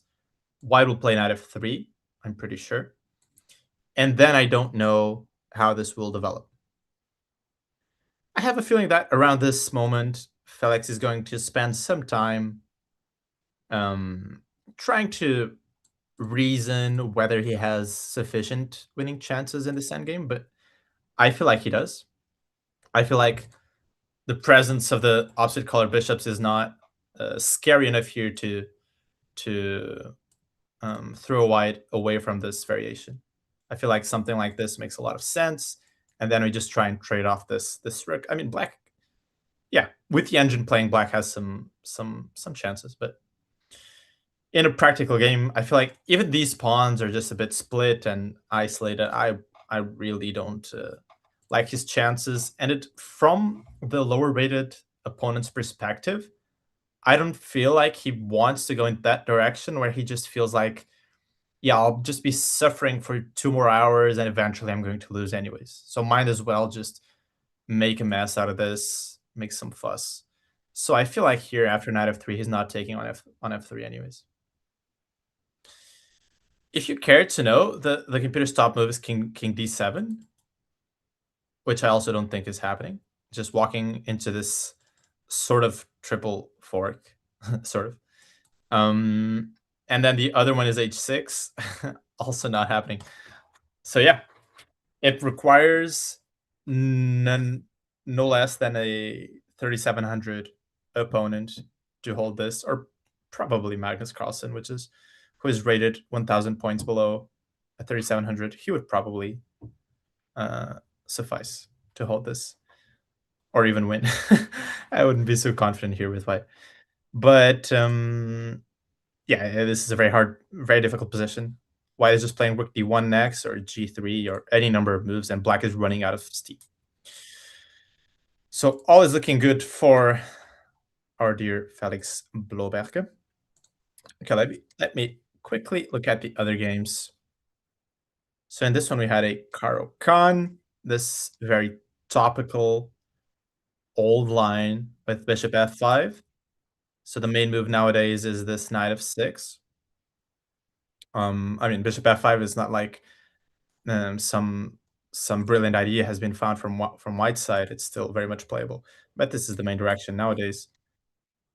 This is sort of considered the old line, but as I'm saying, like, it hasn't fallen out of fashion that much. So this is all mainstream theory, and I believe we're still in book. Yeah, white has 1 hour 36, black has 1 hour 34, and mind you, they started with 1 hour 30 on the clock. So they even gained time, which is a funny thing that can happen in chess. And they're still booked up. This is remarkable. This is remarkable. And okay, b5, g4. I just want to get a feel for how the game went. Okay, Jesus, white still has 1 hour 25, but he's just completely crashing through. Okay, black just completely failed to defend this position. And see, this is one of the things that I mean by unbalancing the positions, by the stronger player unbalancing the position, especially going for these opposite flank attacks. Um, be it because of chess knowledge, or be it because of some psychological state of mind, I feel like the lower rated player is bound to make more mistakes. Okay. Um, what else did we get? A good old London defense here, or London. Is it London attack or London opening? Or no, it's London system. It even has a third name. Oh, this is instructive. Yeah, the best move here for white is knight e5. This happens sometimes when black goes after this bishop on h4, instead of just giving away the bishop pair like that, which is anyways not going to be that terrible, I don't think, but sometimes that there are these moves of um, moving the knight away with a discovered attack on the knight. Usually this even happens like, imagine this knight is back on b1, and white goes knight f to d2. And then once the knight removes itself from h5, then the bishop can come back, and it's not going to be taken. So here knight e5 was the best move. But okay, bishop g3. We get some very funky looking position where black is trying to trap this bishop, and then he finds this queen b6, and then queen g6. Okay, this game was fun. Bishop d7, king g7. Black's just up a pawn, completely dominant position, and the game's still going on, but probably not for long. Yeah, so far I haven't seen any upsets, which is when the lower end side ends up taking the win or even drawing. Okay. Very well. Is Felix winning? He's not winning yet, but he's much better on the one hand. And from a practical point of view, I feel like the position is even worse than what the engine is saying, right? So the engine is claiming like +1. From a practical point of view, I feel like black is I mean, I cannot put a number on it, but I feel like black is very, very likely to lose. Um, because the position is just it is very hard to play a position where you have no counterplay and you have no prospects of doing anything. London defense is the most fitting name. Yeah. Yeah. I think I've played the London system maybe twice in my life. I feel like I've played it twice. I got 2 wins back to back with it, and then I just never used it again. And in my defense, it was a tournament. It was a close tournament here in Portugal where I started 0 out of 3, and then in the end I picked up some wins. Um, maybe a bit due to the London system. Okay, in the live transmission, the video feed, it looks like his opponent is thinking. It looks like our Peter Morris is thinking, and Felix has played. So we shall see what he did. And also, not to give too many spoilers, but I can't really see any pieces on the first rank there. So I feel like he might have played King F2. Black with the open C and D file can trade off the rooks easily, and the endgame would probably lead to a draw.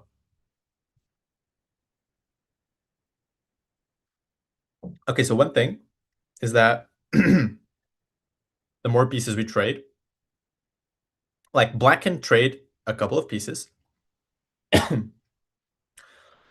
but he has to be careful not to trade too many pieces because let's say, for example, we get down to an endgame of just this bishop versus this bishop.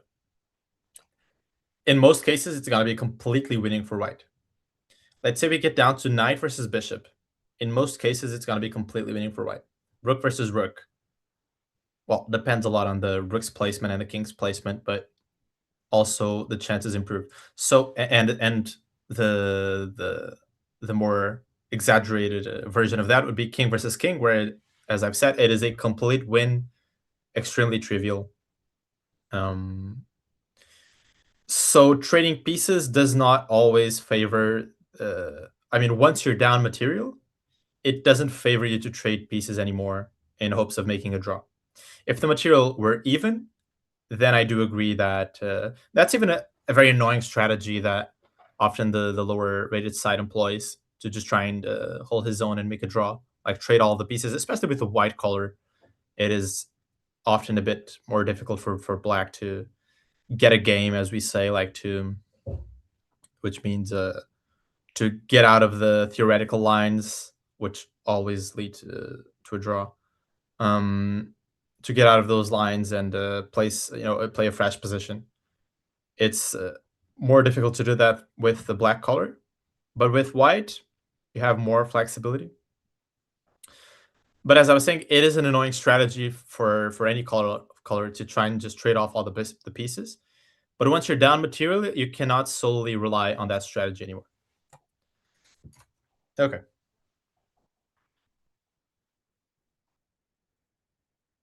Yes, Felix has gotten up from the board, and his opponent looks very focused. How about...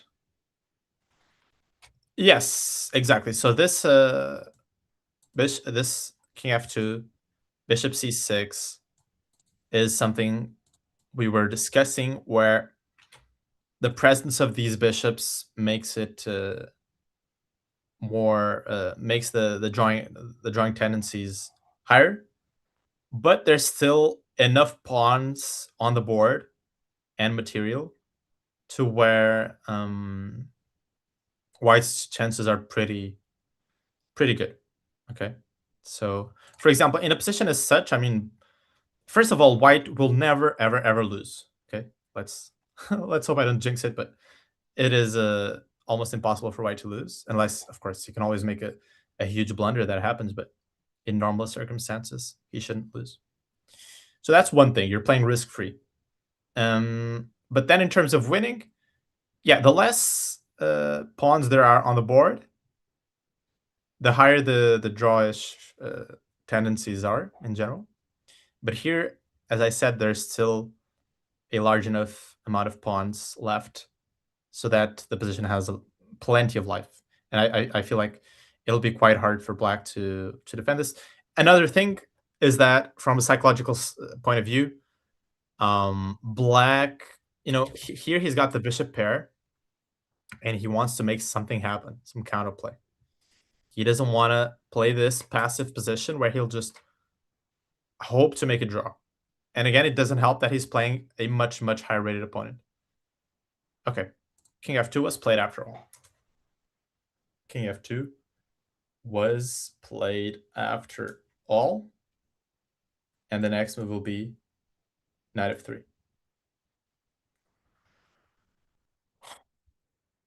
So let's see. Okay, I am seeing this move pop up that either wasn't here before or I hadn't most probably I hadn't seen it before, which is this e5 at this point. And after knight f7, the the point is to go bishop c6. Okay, this is remarkable. This is the type of thing that wouldn't surprise me at all, um, if Felix wouldn't even consider this. I mean, anyways, it's giving white like a nice advantage, as you can see, but this is weird. Black has sacked another pawn. So first of all, this one is hanging. Second of all, the rook, the good old rook, is obviously hanging as well. And I'm not so sure what the point is. I feel like black is taking here and then giving a check. And then another check and then some bishop e4. Yeah. And now there's this completely random construction of giving this perpetual check on c2 and d2.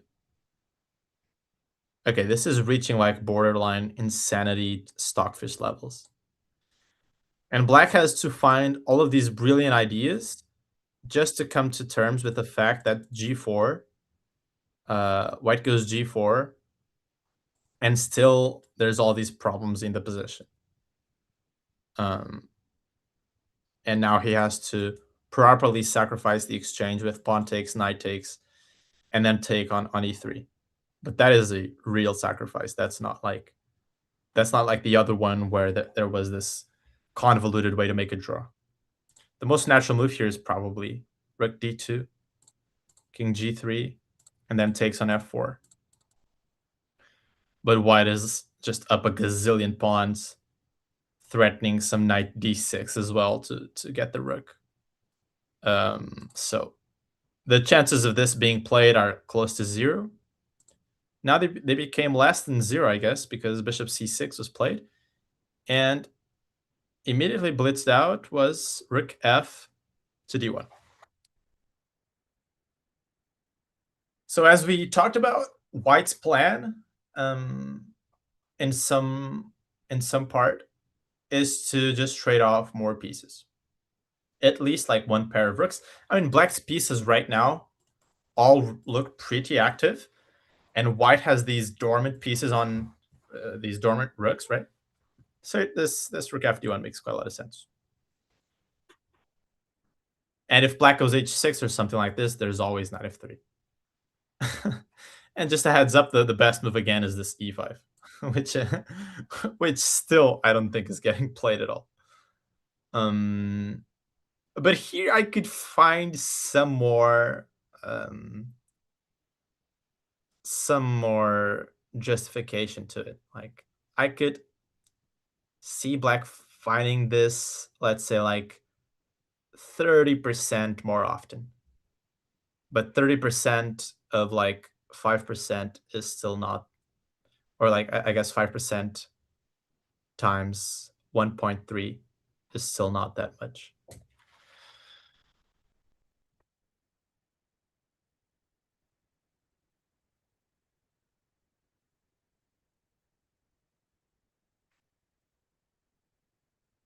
Meanwhile, it got dark there.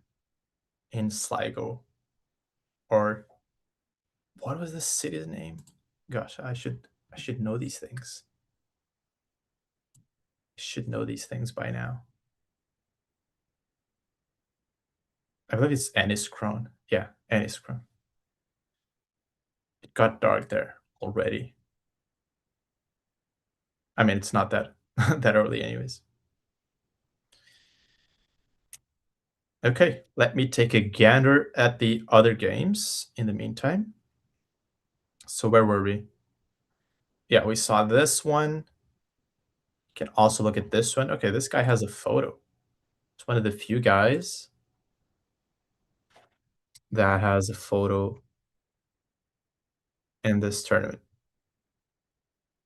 Okay, we got some type of Alpine Sicilian. This is like textbook stuff, right? This is the type of stuff that you learn when you're just starting out in chess. Like, if your opponent just does nothing for 10 moves, you get all of this. And this is what white got. So he deservedly gets an advantage. Okay, we got some maneuvering. Queen b3 is given a question mark, even though it just has a very clear idea. Knight b6 happens. Black is getting shredded. What the hell is this? Okay, this move had to be played, I guess, because rook c8 is coming in. But this is not a happy move, man. Just throwing the knight right into the line of fire. Okay, bishop c4, bishop d5. White is completely dominating. Let's look at the next one. We got a bird's opening, which is 1f4. Kind of cool. Okay, we get some opening. And white goes for this unfounded sacrifice on e5. And black is much better now. Okay, okay. Oh, also, Zach is playing. Zachary Sane, aka the chess nerd. I didn't know he was playing. We played together. I mean, not like one against the other, but we played in the same tournament recently in Sevilla, in Spain. And yeah, I saw him a couple times there. Um, there was some game where he played next to me. He played against Tatev Abrahamian, which is one of the top American chess players, and uh, and she was struggling, man, for the whole game. And then she was lucky to get away with the draw. So he also seems to be enjoying a very nice advantage. He just got the initiative very soon. This bishop on b2 is dead. Brought all the pieces into play, and now takes on f2, takes on c2, and white is collapsing. Very well.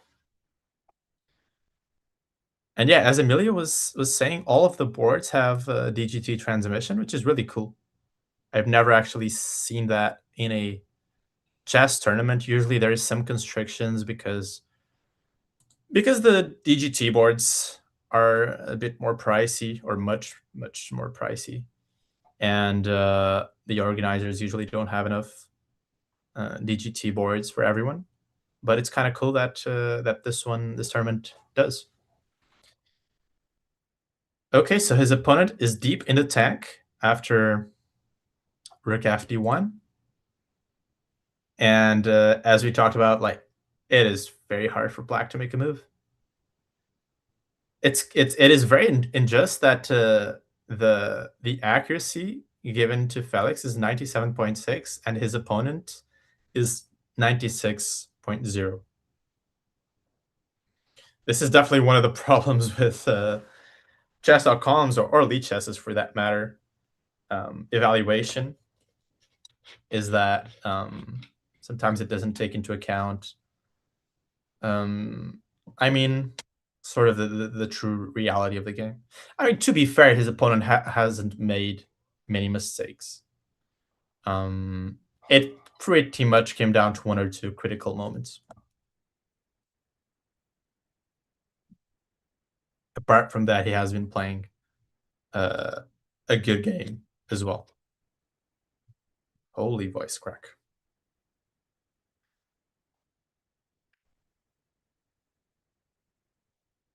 Okay, we are getting a move, but we are getting a move from Felix in the video. He just played g3. So his opponent must have played something else. Mhm.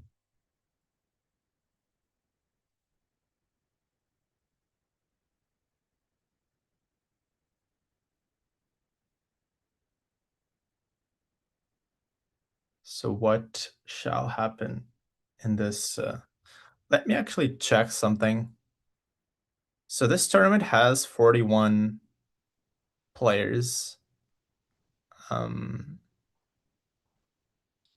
so if you're the top seed, like the way a Swiss system works is that, like, let's say in this tournament you have 41 players. Let's just make it 40 for um to make my life simpler explaining the Swiss format.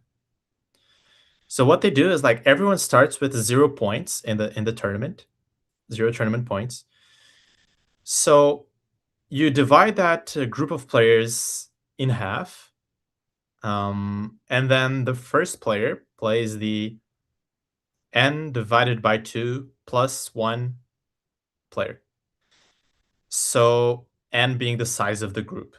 So if there's 40 players in the beginning, the first player will play the 21st seed. The second seed will play the 22nd. The third will play the 23rd, and so on.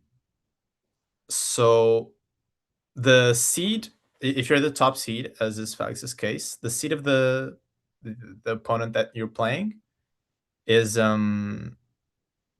just going to be like always split in half. So in the first round, he plays the 21st seed, or in this case, yeah, exactly, he played the 21st seed.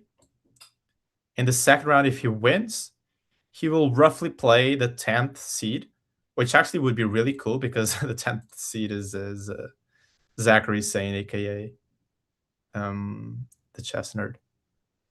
And then if he wins, he plays roughly the 5th seed. I'm saying roughly because this would be assuming that all of the top players don't get beaten in the first rounds. So the expected way for the tournament to go would be that the top boards would all win in the first couple of rounds. But of course, this rarely happens. There's usually some hiccups, like some draws or even some losses. But roughly, it goes like this: you play the 20, like you play some seed, and then you play that seed divided by two, and that one divided by two, all the way until you get someone that is ideally close to your rating, which in this tournament does not really exist for the for Felix. There's no one that close to his rating. There's a pawn on h6 in the can. Yeah, that is a good observation. So probably h6 was played, and then knight f3. Yeah, but we will look at it when it appears on the board.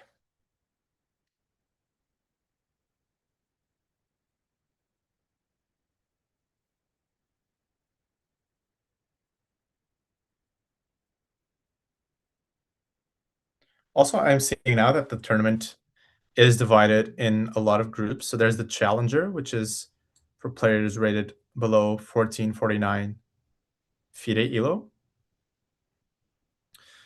There's the major between 1450 and 1600. There's the championship from 1600 to 1750, then 1750 to 1900, and then the master from 1900 plus. Oh, but then after all of these ones, there is the open Oh, interesting. So there's all these categories, and then there's also the open. Okay. Okay, okay. And there's actually like a lot of diversity in terms of the countries in this tournament, which I wouldn't expect for like a remote city in Ireland. But there's a lot of different countries here. There's quite a lot of different cultures. So there's Austria, of course, then Germany, Montenegro, France, Portugal. That's a good country. Poland, Ukraine, Canada, Spain, Norway, Wales, bordering friend. Do they border? They might not. They probably don't. Yeah, they probably don't. Okay, I hope the transmission is right and his opponent actually is spending all this time because that just puts Felix more and more in the driver's seat. Sneak peek still studying. Yeah, finals week or exams week is always tough. I'm also in my exams week, but I just have one exam to do, and it's like to improve my grade. It's not. I don't need it to to get accepted, like to pass the course. It's just for improvement. Um, okay, H6 finally gets played. Okay, so the only thing is that we shouldn't get greedy with knight of 7. This is the only idea that his opponent has. He wants to come down with the rook, and this is pretty terrible. Like trades, and then take something. This one, or this one, and um, they're all there for the taking. So instead, he played knight f3, of course, as we talked about, just blocking off this file or this diagonal rather. And yeah, again, I heavily doubt his opponent is playing bishop takes f3. On the other hand, some argument in favor of that would be that if you're not going for bishop f3, um, you really have nothing else to do because black officially ran out of counterplay. Okay, so his only chances were based in somehow opening up these bad boys, crashing through on g2, and he's not doing any of those, right? So that would be some line of reasoning that would lead black to take on f3, but again, it's just eternal suffering if you take there. So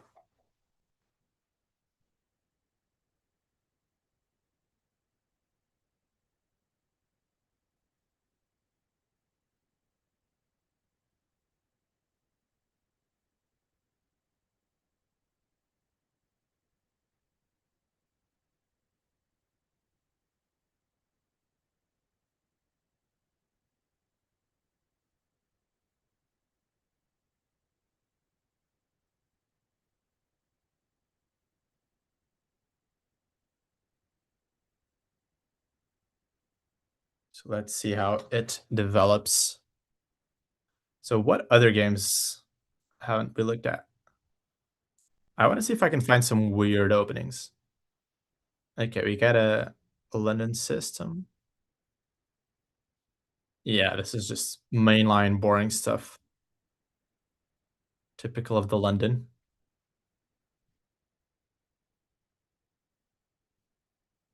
Yeah, nothing that interesting.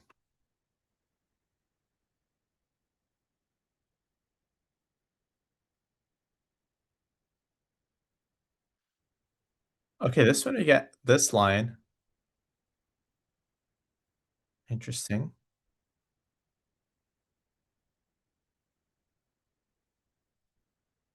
Okay, white's going for the king, for the queen side.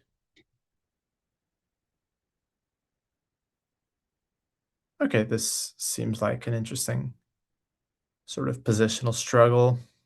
And of course, we have Zach is winning. Who else do we have? Okay, we have this dragon with an early h5.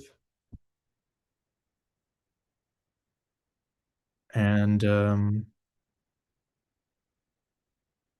yeah, white's just taking everything right now, taking on g6. Okay, okay. Do you have any young players in this tournament? I'm betting we do. There's always some kid that is criminously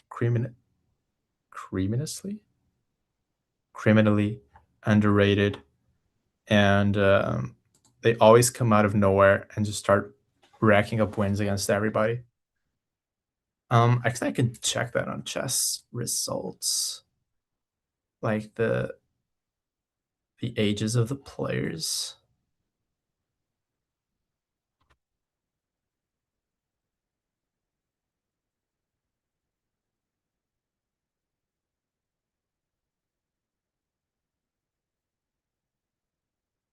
2007. Oh no, that's the rating.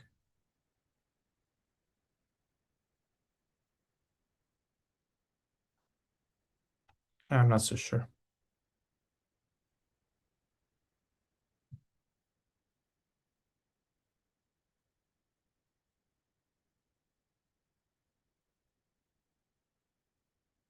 Okay, guys, I think we are going to take another small break, around 10 to 15 minutes, and then we will get back on the last stage of the game, where hopefully our dear Felix is going to emerge victorious. So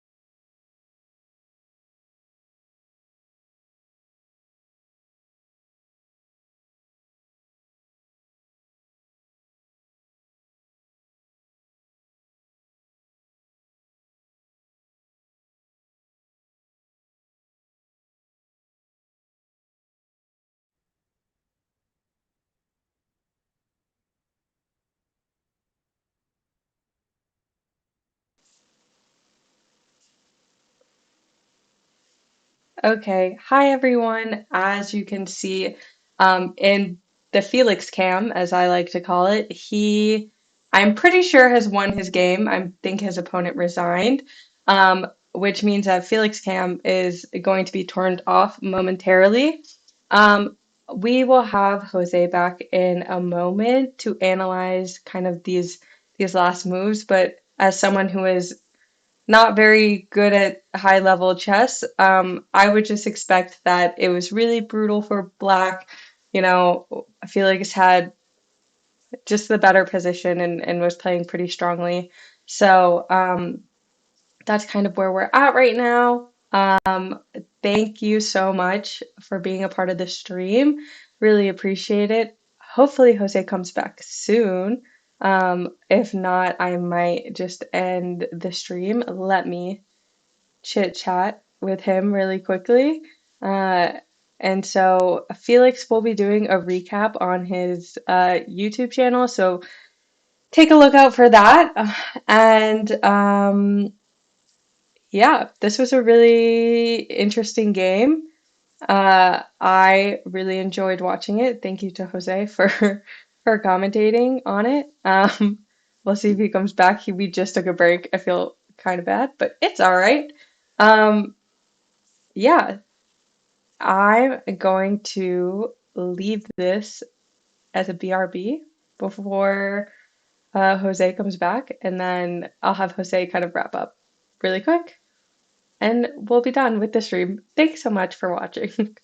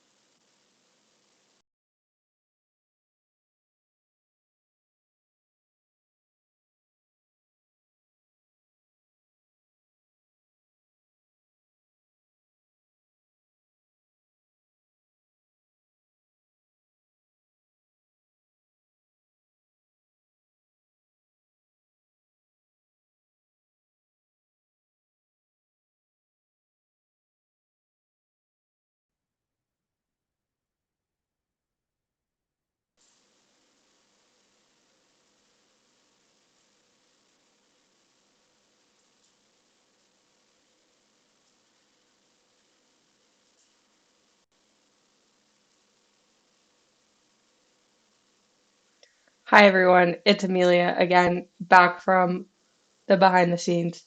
Um, Congratulations to Felix on winning round one. I think he won of Sligo Chess and Culture Festival. Really incredible game for him. Love that for him. Um, Thank you so much to Jose for our expert commentary. He will be back on Tuesday, February 3rd, to commentate on another round. So if you are interested, please come back to Felix's YouTube channel to check that out. Tomorrow, there will be no expert commentary, only Emilia's comedic value that she can provide for these streams. Um, but we really appreciate all of you watching. Uh, Check out Felix's social media links in the bio in his bio, and we look forward to seeing you tomorrow. Thanks so much for watching the stream. Really appreciate it. Kings were placed on the white squares. Perfect. Great job, Felix. Really proud of you.